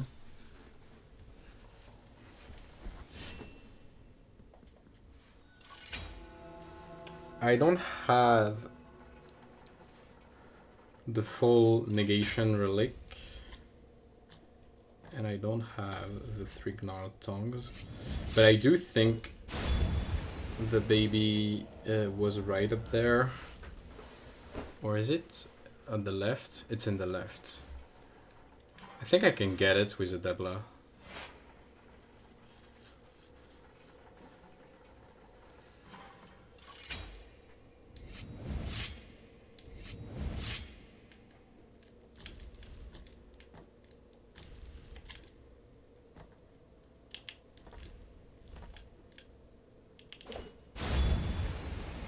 No, I don't think I can get it, fortunately. I need the three gnarled tongues.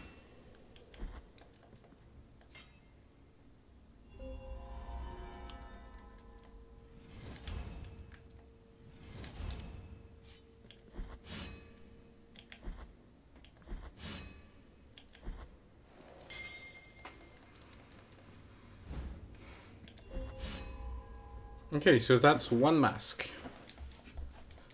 2 to go.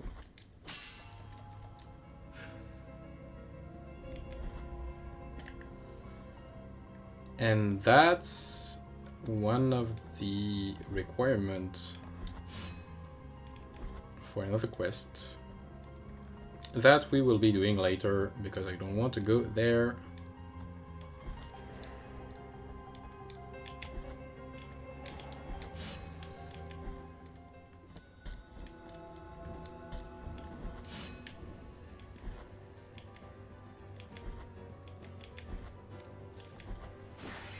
Okay, so crystal daggers have been replaced by bell ringers.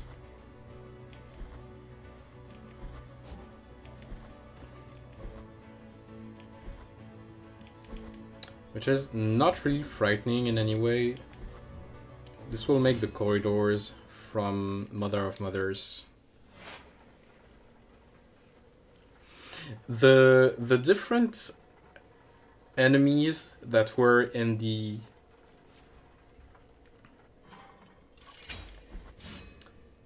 sleeping canvases were really fun to use. Okay, so now I don't know this zone any bit because I never go through it that way. So I might just miss so many stuff. But I have to go through this way if I want to go to Sierpes.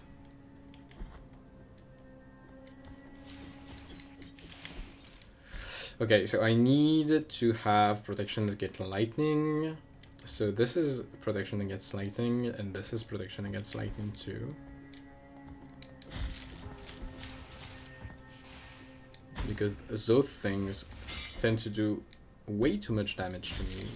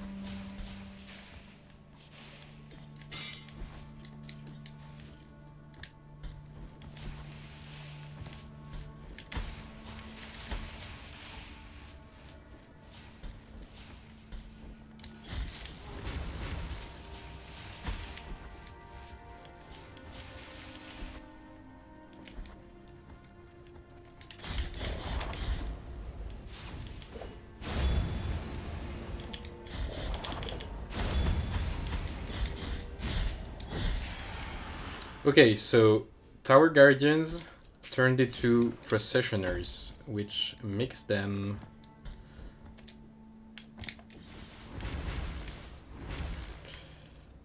tedious.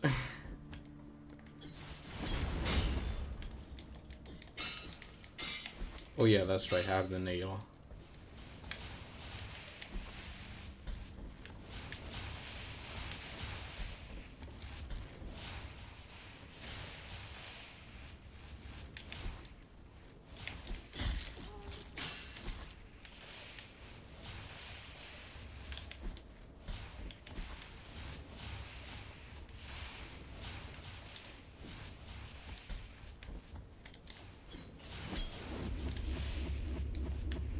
Did I just offlock myself?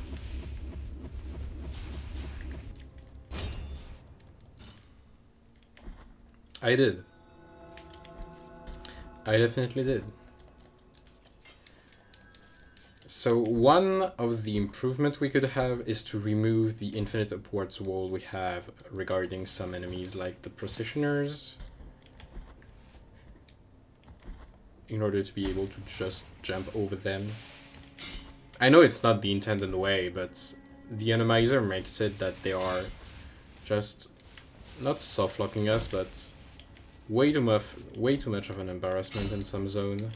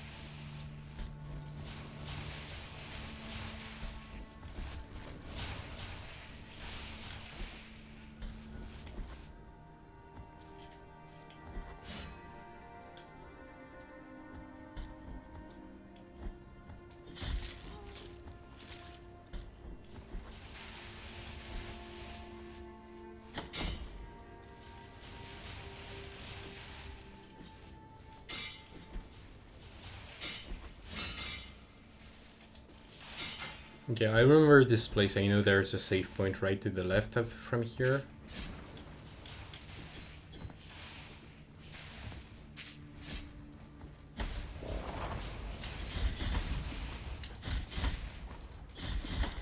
Yeah, this was this was one of the worst placement this enemy could have ever had, and because I didn't have any way to just attack it with a prayer, I just couldn't get past it. This area is going to be one of the tough ones. Except if you have the Brian Heart of Down. In that case, you can just skip everything.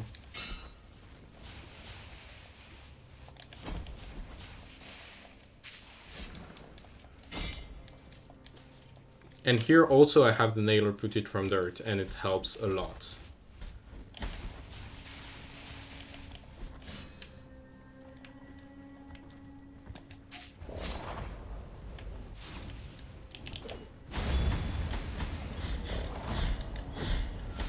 Ah, casse-toi. Merci.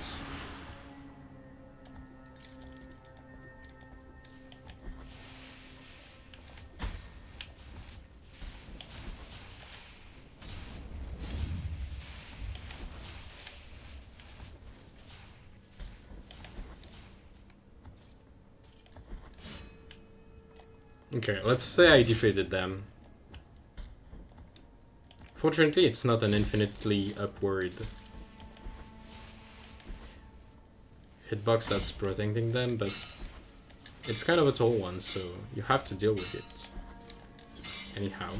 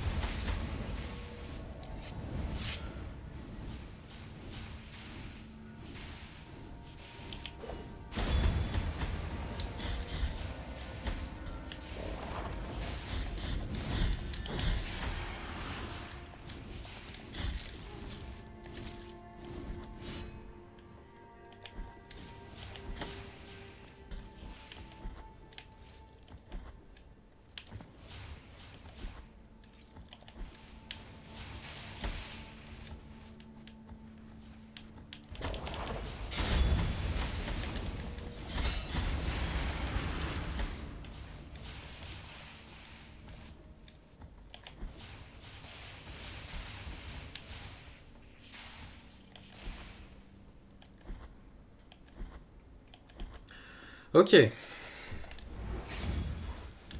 So there are some checks I can go from here.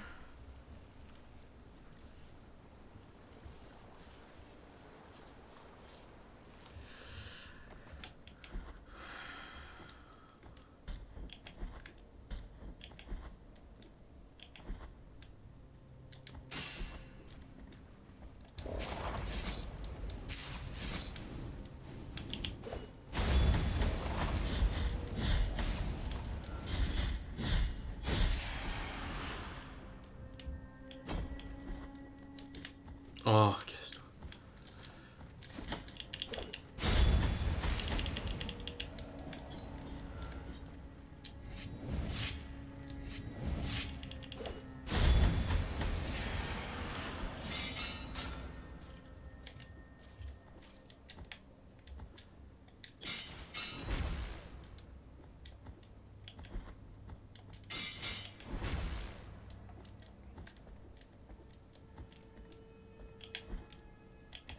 This area is so eerie. It's kind of freaking me out. Oh, I've been there. Okay, now let's go for some action after doing this long and boring area. We had to do that either way to have the true ending of the game. Yeah, and of course because I did activate.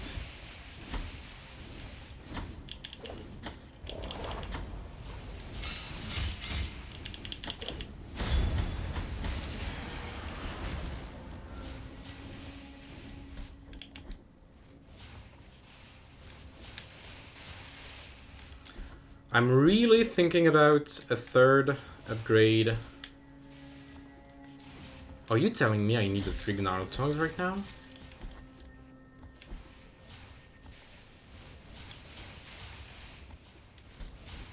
Okay, so I either need the 3 Gnarled Tongues, or I need the...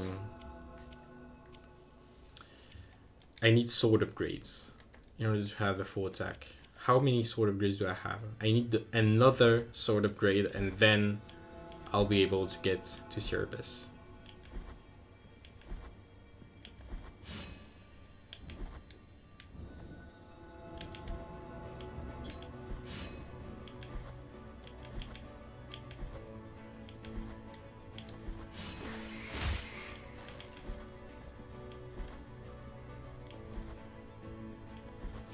Maybe having a fixed drop of the Young Mason's Will at the beginning of the game should greatly speed up seeds, and might be a good thing to have.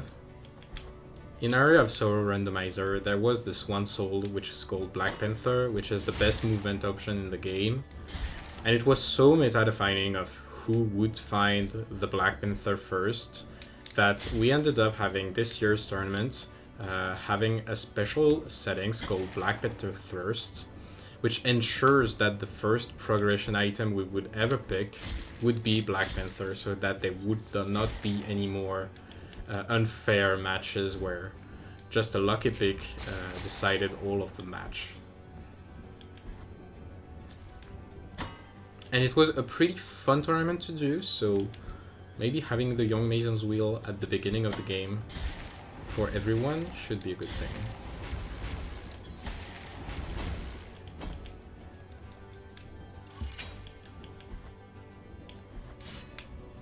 Also, I'm not sure the Young Mason's Wheel enables like crazy glitches or anything.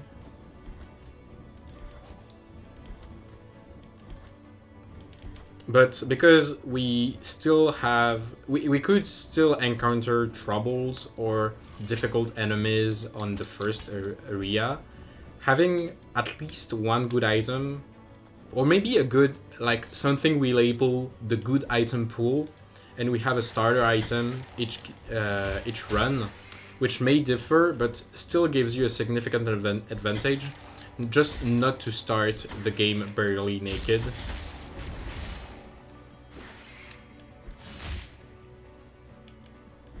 Et salut Quirkeg.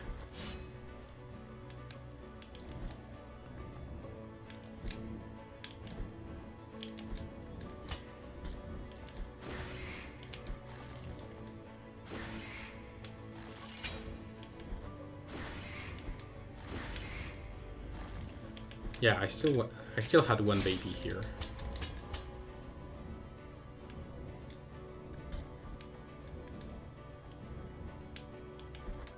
Coxel of June, which was not the Coxel of June because we already picked it up.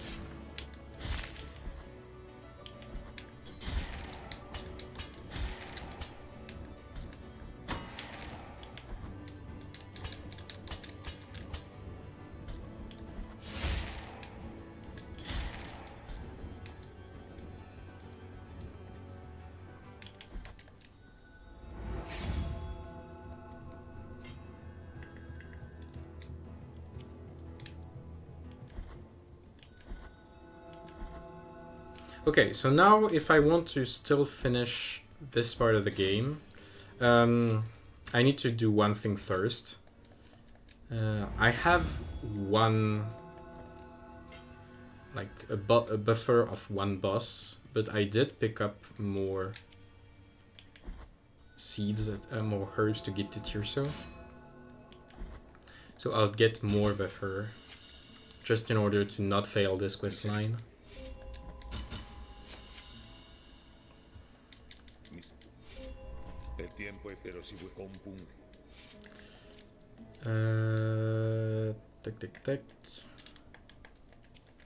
And I think I did not check. Yeah, I did not check the ossuary for quite a while right now. So I might go for that. We should get maybe 2 to 3 items, which might be really good, given that we are kind of running out of checks right now. Okay, so Tears of Atonement. I think I had Scale of Burnished Alabaster. This is kind of basic. Heart of the Holy Purge. That's not really good.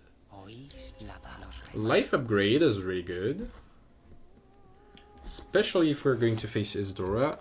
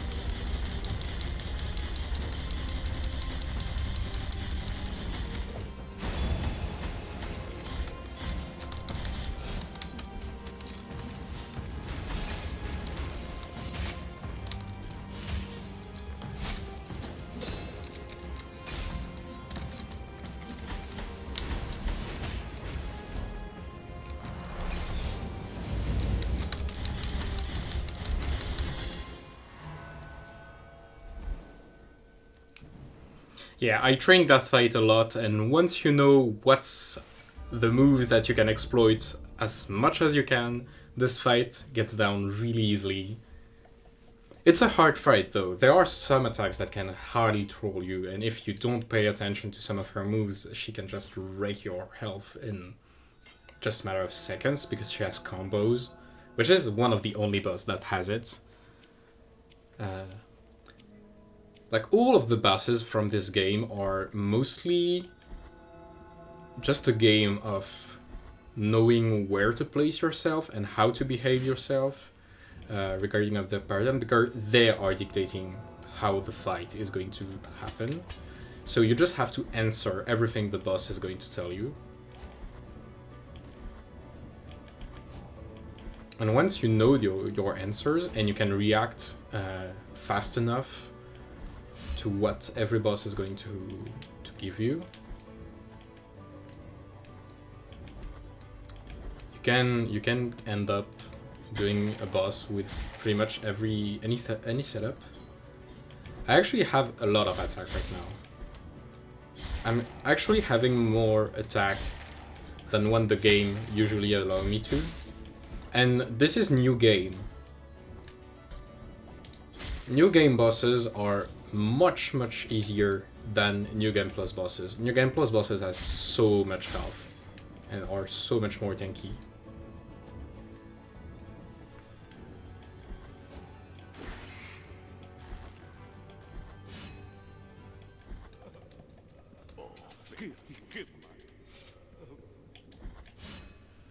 So in order to get behind that, I need the 3 made of limestone.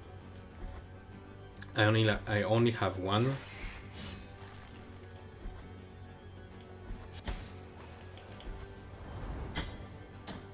Okay, this room is going to be difficult.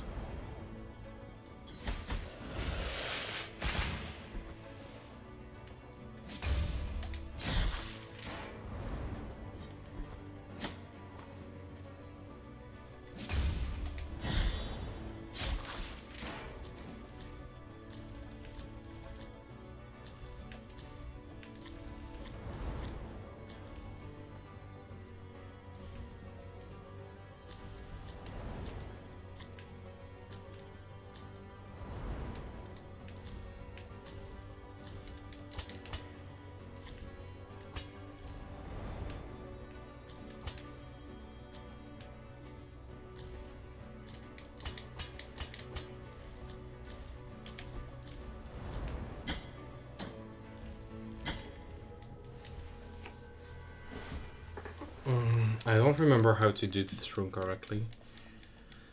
It's just a room that I'm so not used to do. I haven't run 100% in a long time. Randomizer is really great because it makes you see part of the game that you never usually see.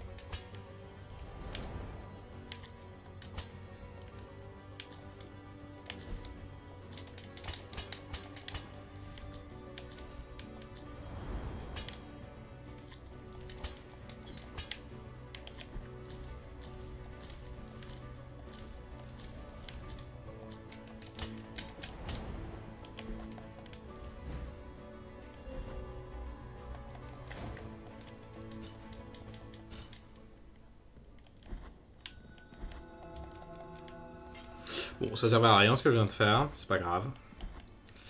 Romance of the Crimson Mist is a really good prayer to have, and I'm happy to have that before Serapis because it's a really effective prayer on that boss particularly. And actually, I think I'm going to use it on Melchiades as well.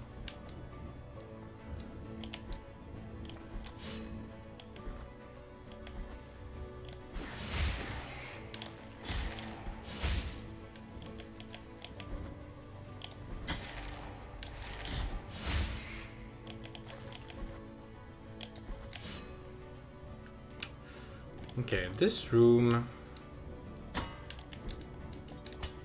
Wait, what am I doing? I should not be going to this room. Okay, I'm having a lot of trouble in the Mother of Mothers right now.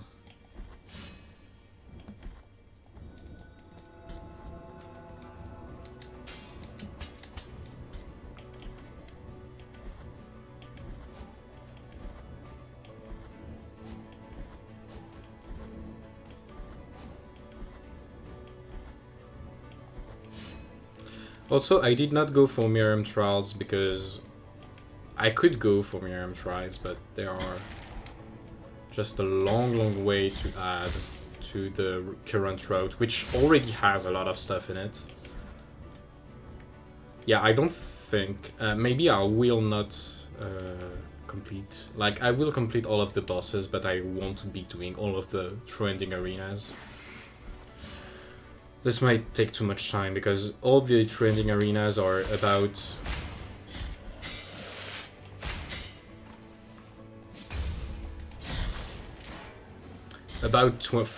you have for about 20 minutes doing all of the trending arenas.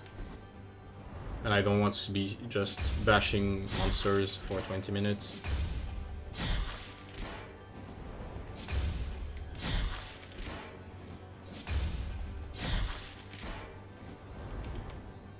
Nice double kill.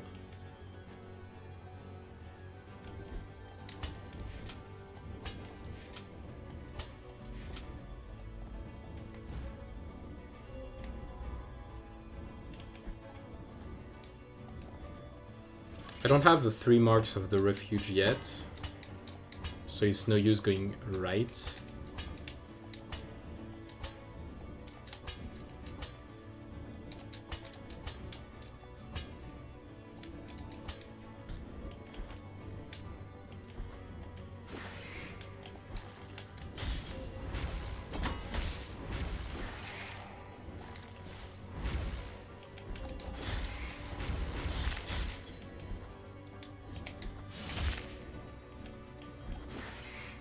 Now, question, can I steal one cycle Melchiades? I think so, I have so much attack right now. Plus I'll be getting another sort of grade in the next room. This is going to make me terribly powerful.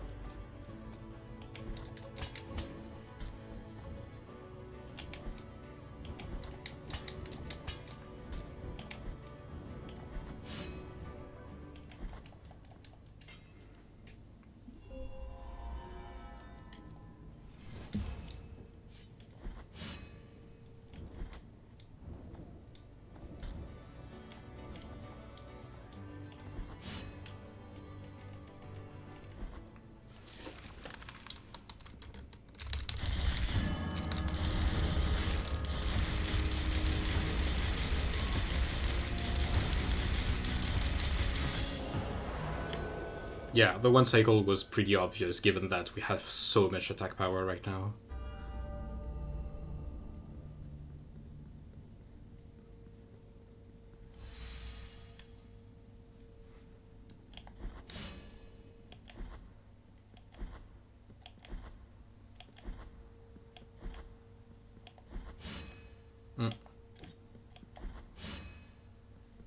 Wait, this corridor is just so long in this game.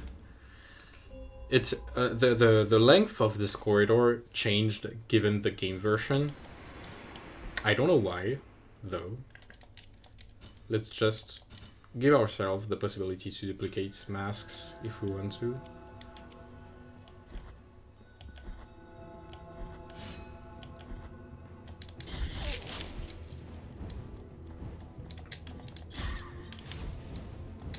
Fireball and Angel have been unchanged. That's that. Lancers are now...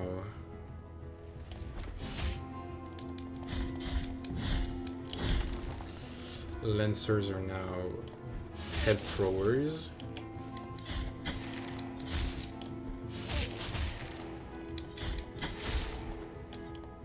And Caged Angel. Do I want to go for Esdras clones? I think not. I do need a lot of stuff, like I won't be doing the high wall for the moment. What I'm looking for right now is either the 3 Gnarled Tongues or a 6th Sword of Grade. So there are 2 Sword of Grade left. And the 3 Gnarled Tongues might be anywhere. This leaves me with 3 checks to find. Oh, actually, there's so much stuff to find, I just realized, because I don't have any way...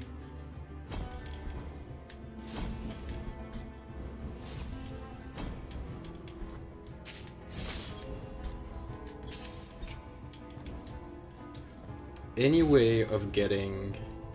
Oh, the Young Maiden's Wheel. Let's go!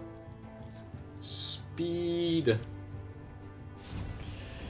I don't have any way of getting through the prison yet, because I don't have the scribe key, which is the only thing to get through the prison that is needed. Speed!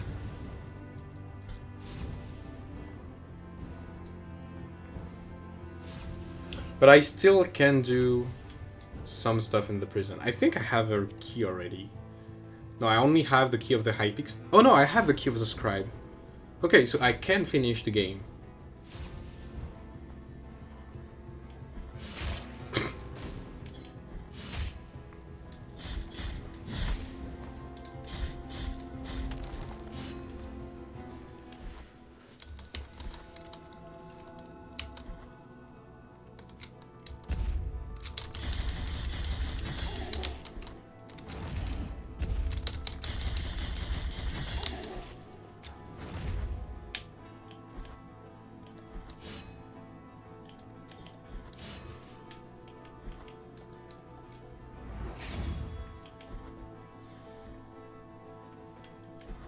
Okay, I don't have the secular. Ooh, those enemies are dangerous. They do a lot of damage.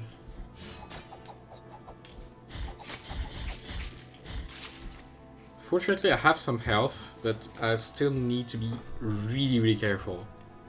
There are a lot of checks right here. Fortunately, Isabella's can be cheesed.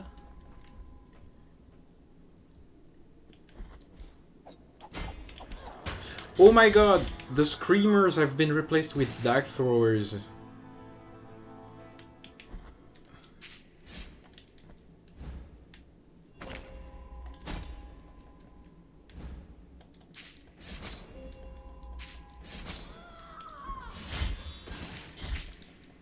We're going to have so many dag assassin.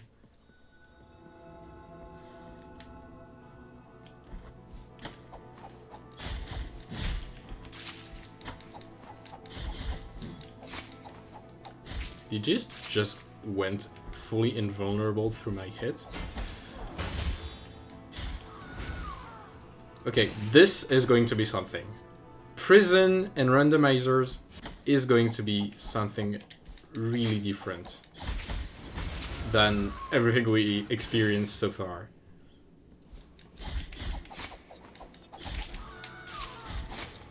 Oh my god, you're right! We do need the scribe key to open the door in the bottom screen. I didn't realize that.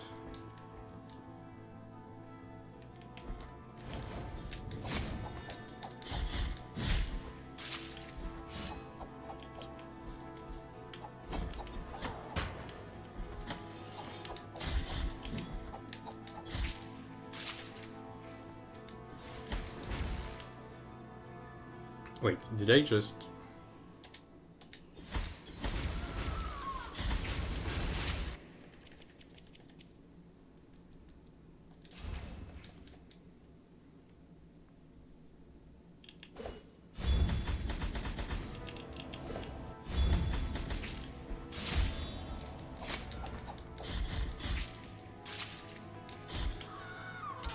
Give me the scribe key. The secular key. Let's go! Okay, that is some luck. So yeah, you were right. We do need the secular key in order to finish the game.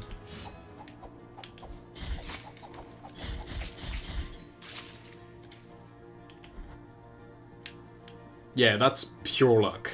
I don't have anything else to say that's pure luck.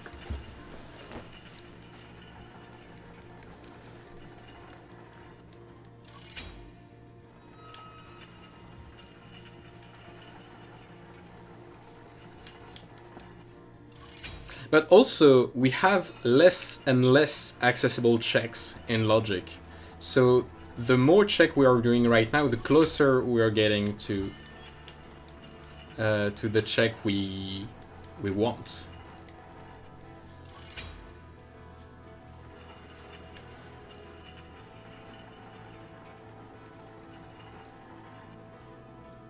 So we still want to go for Serapis. So we still have one thing to find.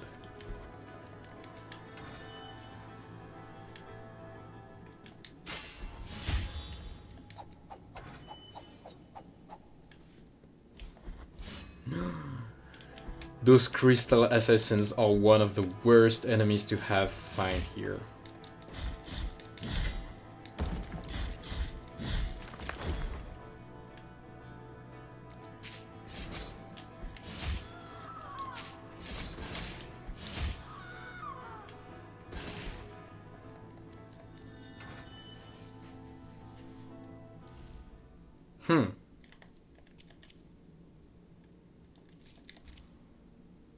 I need the 3 gunner tongs. I don't have that. Let me just unlock this shortcut. This was a check I was able to do previously.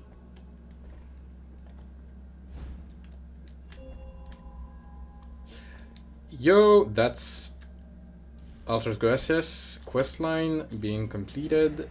Am I going the right way?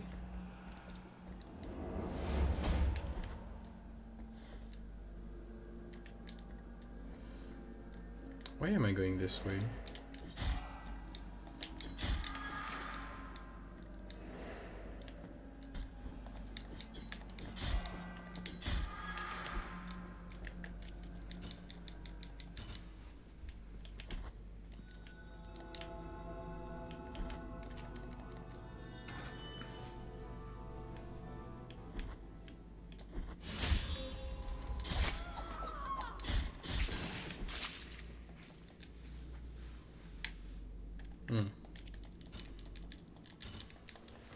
Okay, so that key of the secular drop was pretty insane, to be honest. Leave me alone!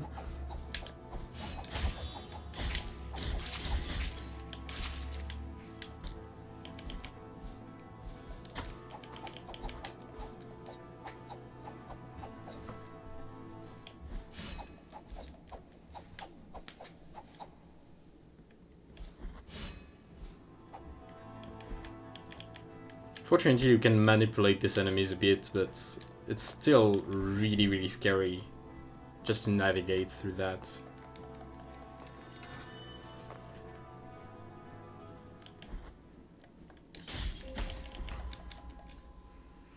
Okay, now there are lots of checks.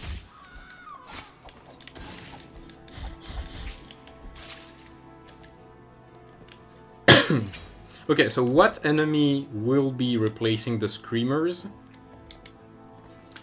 is actually really something to take in account for, because it could change the way, the order you're doing your, the way you're ordering your checks. While I'm picking up a really good prayer.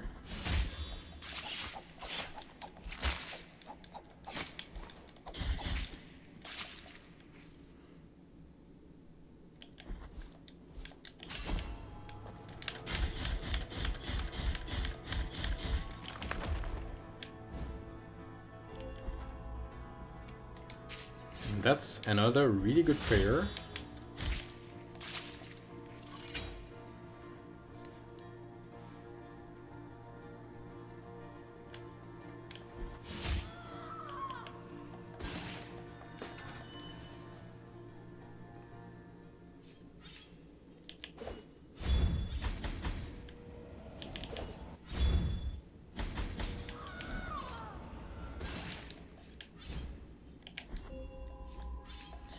That's cool.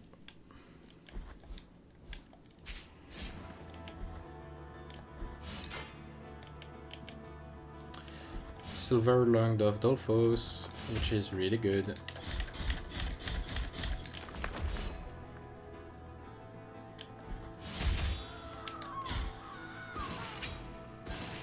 Okay, I'm still trying to see what kind of setup can I use here, but I'm getting the hang of my enemies.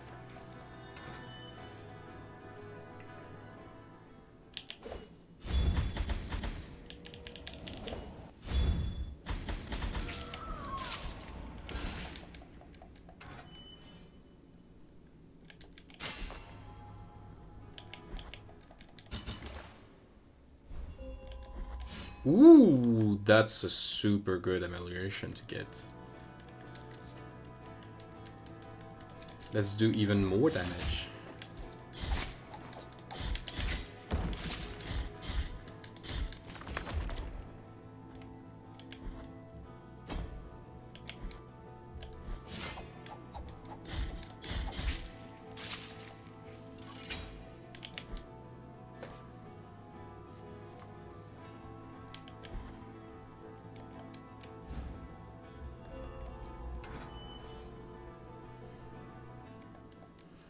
This prison is stacked with items.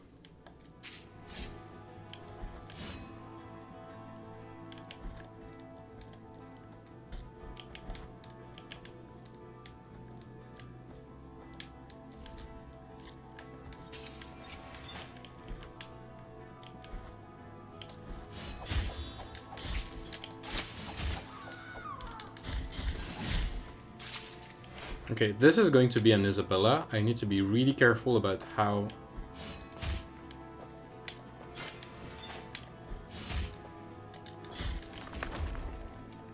I was thinking she would be able to attack me.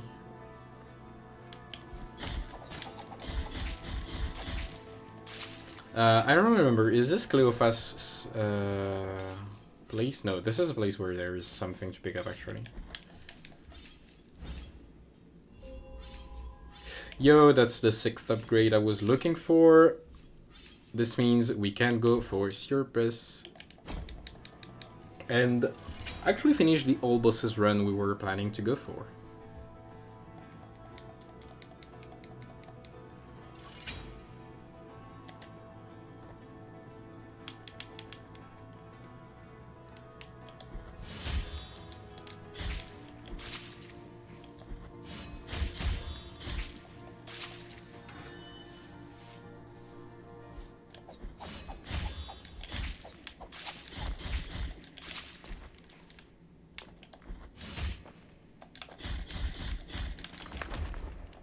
Oh yeah, that's right. We got even more power from our attack.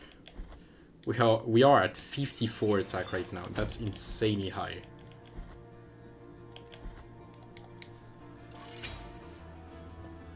Cursor is going to go down in seconds.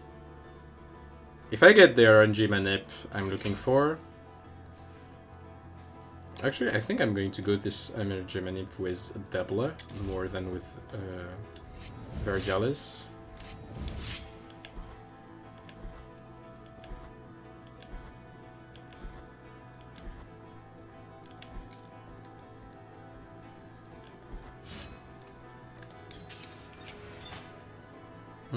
There should be a cherub right here, maybe there. Anti-by vessel should be fine. Actually, you know what? I have the key to the Yahid Peak. I just don't have to go for Kirsey, I guess. I can just go. I'll still go for Kirsey because I want to get for all. I want to go for all bosses. But yeah, that's the strength of the rando. We don't even have to do Kirsey skip to skip Kirsey.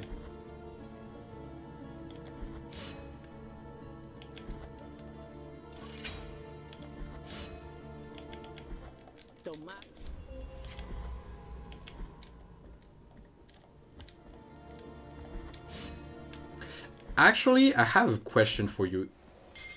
Is the reward from Miriam questline actually randomized?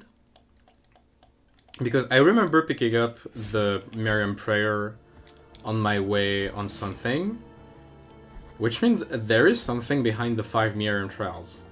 This is a huge stuff to find out, but it does mean there is something behind that.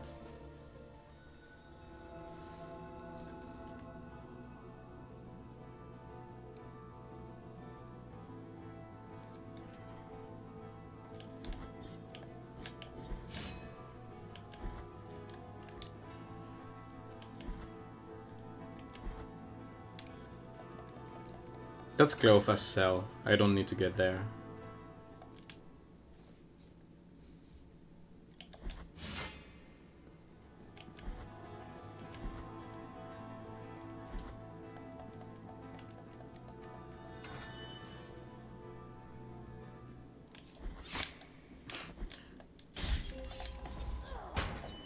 Also, remember when I was talking about item catching? Item catching this door down there just saved my life. Okay, let's see if I can go for Kirsey skip. I just want to go for it and then... No, I just missed it.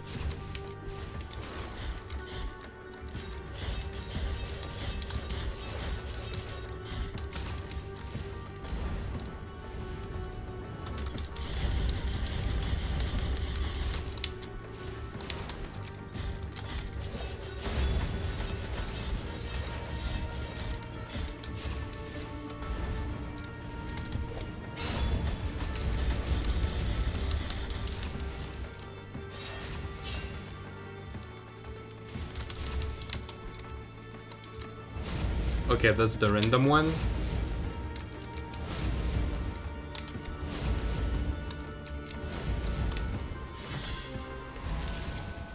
Oh, killing a boss gives you an item. That's something I have to remember. Wait, why does killing a boss gives you an item? Oh, because there are the Tears of Atonement rewards. Right. Those Tears of Atonements are random too.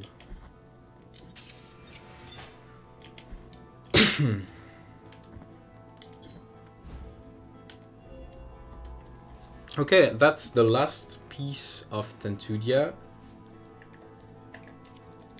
And I also have the last piece of, not Tentudia, but Altas Gracias. Sorry.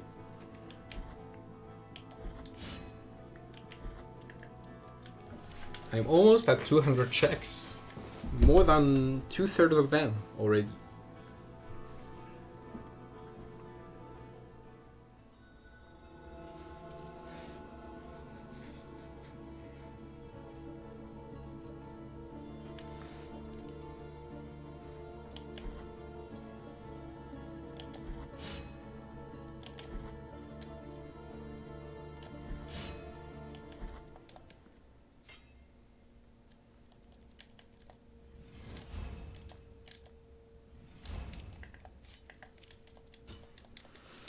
Okay, that's the best build I could hope for. So now let's go for Serapis by doing the skip.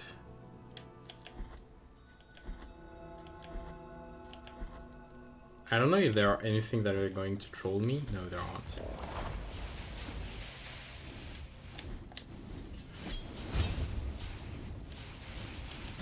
Oh no, right. I have to go for the...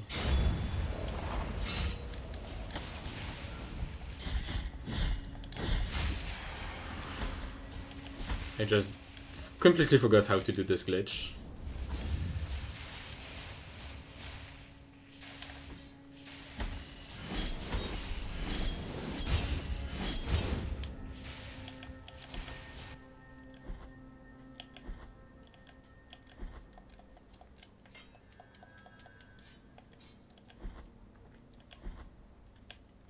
Yeah, so if you didn't know this glitch, how it works is that the laser attack has the same property as the fall attack, which is to reveal the floors that are hidden when you do a downward attack.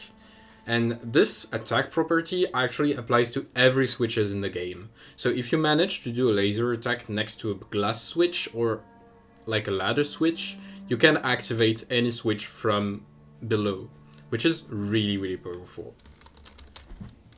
And that's how we do that. And because we have a way to trigger an instant full laser attack from any platform where you can drop from, it's actually really powerful.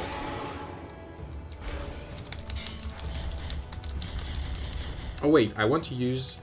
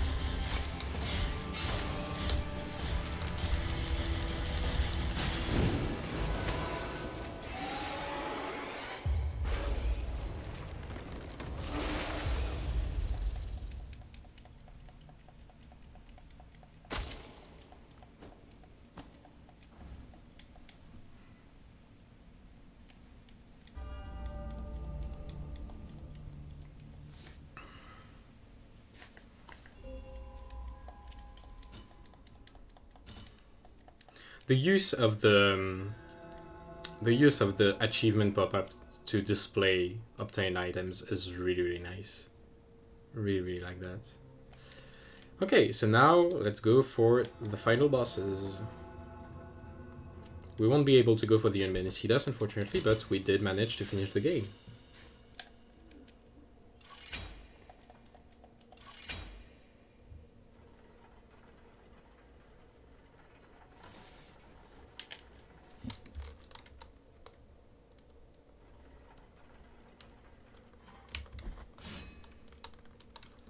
We are now in the final boss gauntlets.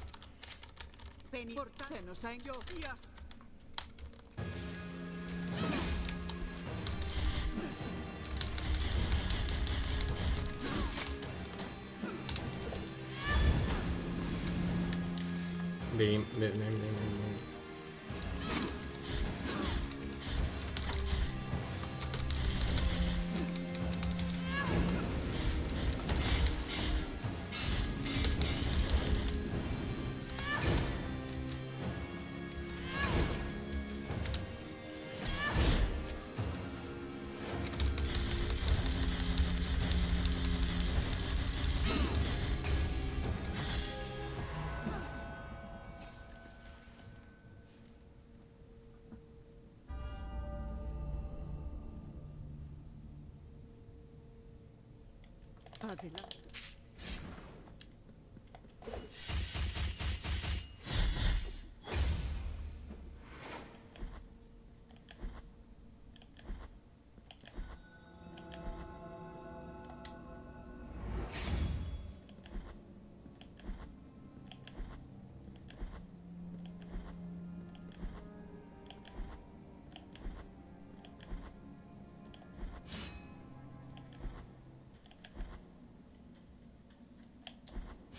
En mi sueño asumirá. Adeus.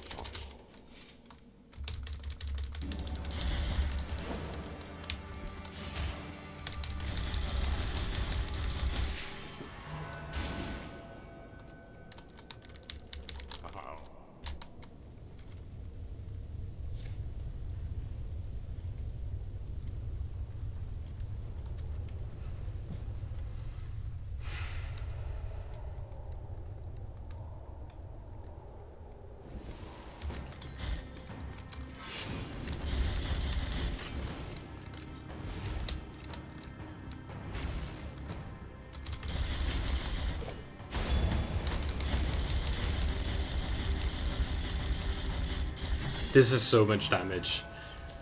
This is absurd how much damage I was able to deal there.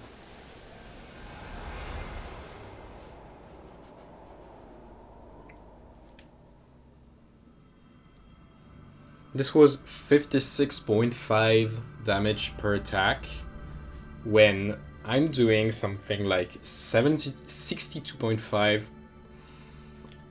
with a maxed out build on New Game Plus. Yeah, I'm definitely looking forward to that. But it was pretty fun, nonetheless. It was an awesome experience.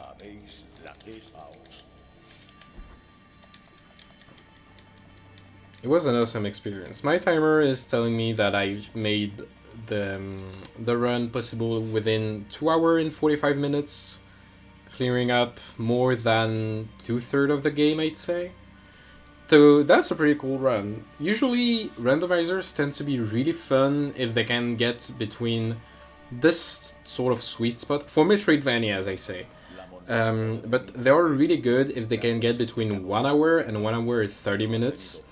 As I play a lot of randomizer, I'd say the thing that cuts down the most times in randomizer is the ability you can have to give information to your player. Information in randomizer is the key. The more you know about the item placement, the more you are able to route and to figure out where the things are. I have some nice whereabouts I can show you in other Metroidvania randomizers that are really nice things to use. But yeah, for a first version of the randomizer, just replacing enemies and like the patch you did on the enemies is crazy good. The fact of having enemies being in sort of enemy families to be replaced, so have floating enemies be floating enemies, big enemies be big enemies, and so on and so forth, is actually really good, because the first version of the randomizer, putting weird enemies in just unwanted places could be a settings that we keep. It would be crazy fun to use in the latter version, and once we are more used to how enemies behave in some different places, and if we are able to patch them. Like, for example, when you replaced here the towers enemy in Morning and Havoc with processioners, and they had this sort of infinite upwards wall. If we manage to fix that, having more big enemies be here and there in the different areas, but could be really, really fun. Having some sort of Esdras clone too. Like, there are so many things we could use that could make this game randomizer so fun. And I'm really, really looking forward to it. Anyway, if you still have updates that you want me to test or whatever, sure, feel free to just DM me or stuff like this, because I'll be really happy to... I'm thrilled to get back to this game. I was letting this game down for a bit more than 5 months now, when I was constantly streaming it and playing it on a daily basis before. But getting back to it through a randomizer might get me back to it through more casual, more classic runs. Maybe get down the any percent time, maybe get down to ending C times, stuff like this. But yeah, it was really, really a fun to do and fun to stream. I'm so happy that we have a randomizer, even if it's still in a very, very early state. It still works pretty fine. It is doable. We didn't end up in a crazy logic mess that we had to figure out. We didn't have to look to the spoiler log. I could put myself through some sort of a challenge to go for the all boss category, and it worked out pretty fine. So yeah, very good job. Thank you so much for doing this randomizer, and I look forward to doing more runs and finding out more stuff about where the enemies are and where the items are and how to finish this game. Having the masks and the wounds being random, and maybe other key items like the scapular, the last wound that Crescenta gives you, the key of twisted wood that Ezra's give you. So many things can be. The eyes of the traders can be randomized too. There are so many things that can be randomized, which are really, really fun. And I think that having a compass mechanic. I don't know if you know about the compass mechanic that we have in Castlevania Randomizer. For example, it would be, if I'm here, there would be, I don't know if you can see my, no, you can't, I can't capture my cursor, but right beneath my life bar, there would be a counter that would indicate me how much valuable items are in the current area. And so I know that within all the checks that are present in the area, there are that much items that are really worth for me to get, but I don't know which one those are, and that's a really, really cool mechanic that we have in the Castlevanias, because it makes you think about what checks to go and if the area is worth or not. So you just get through an area and go to another and just pick up information here and there. It's really, really fun. But yeah, I look forward to talking with you about that, and see you next time. I'm going to stop for tonight, and I might be going back to more Blasphemous in the next week. So see you guys, and you for sticking out, and I'll see you very, very soon. Goodbye.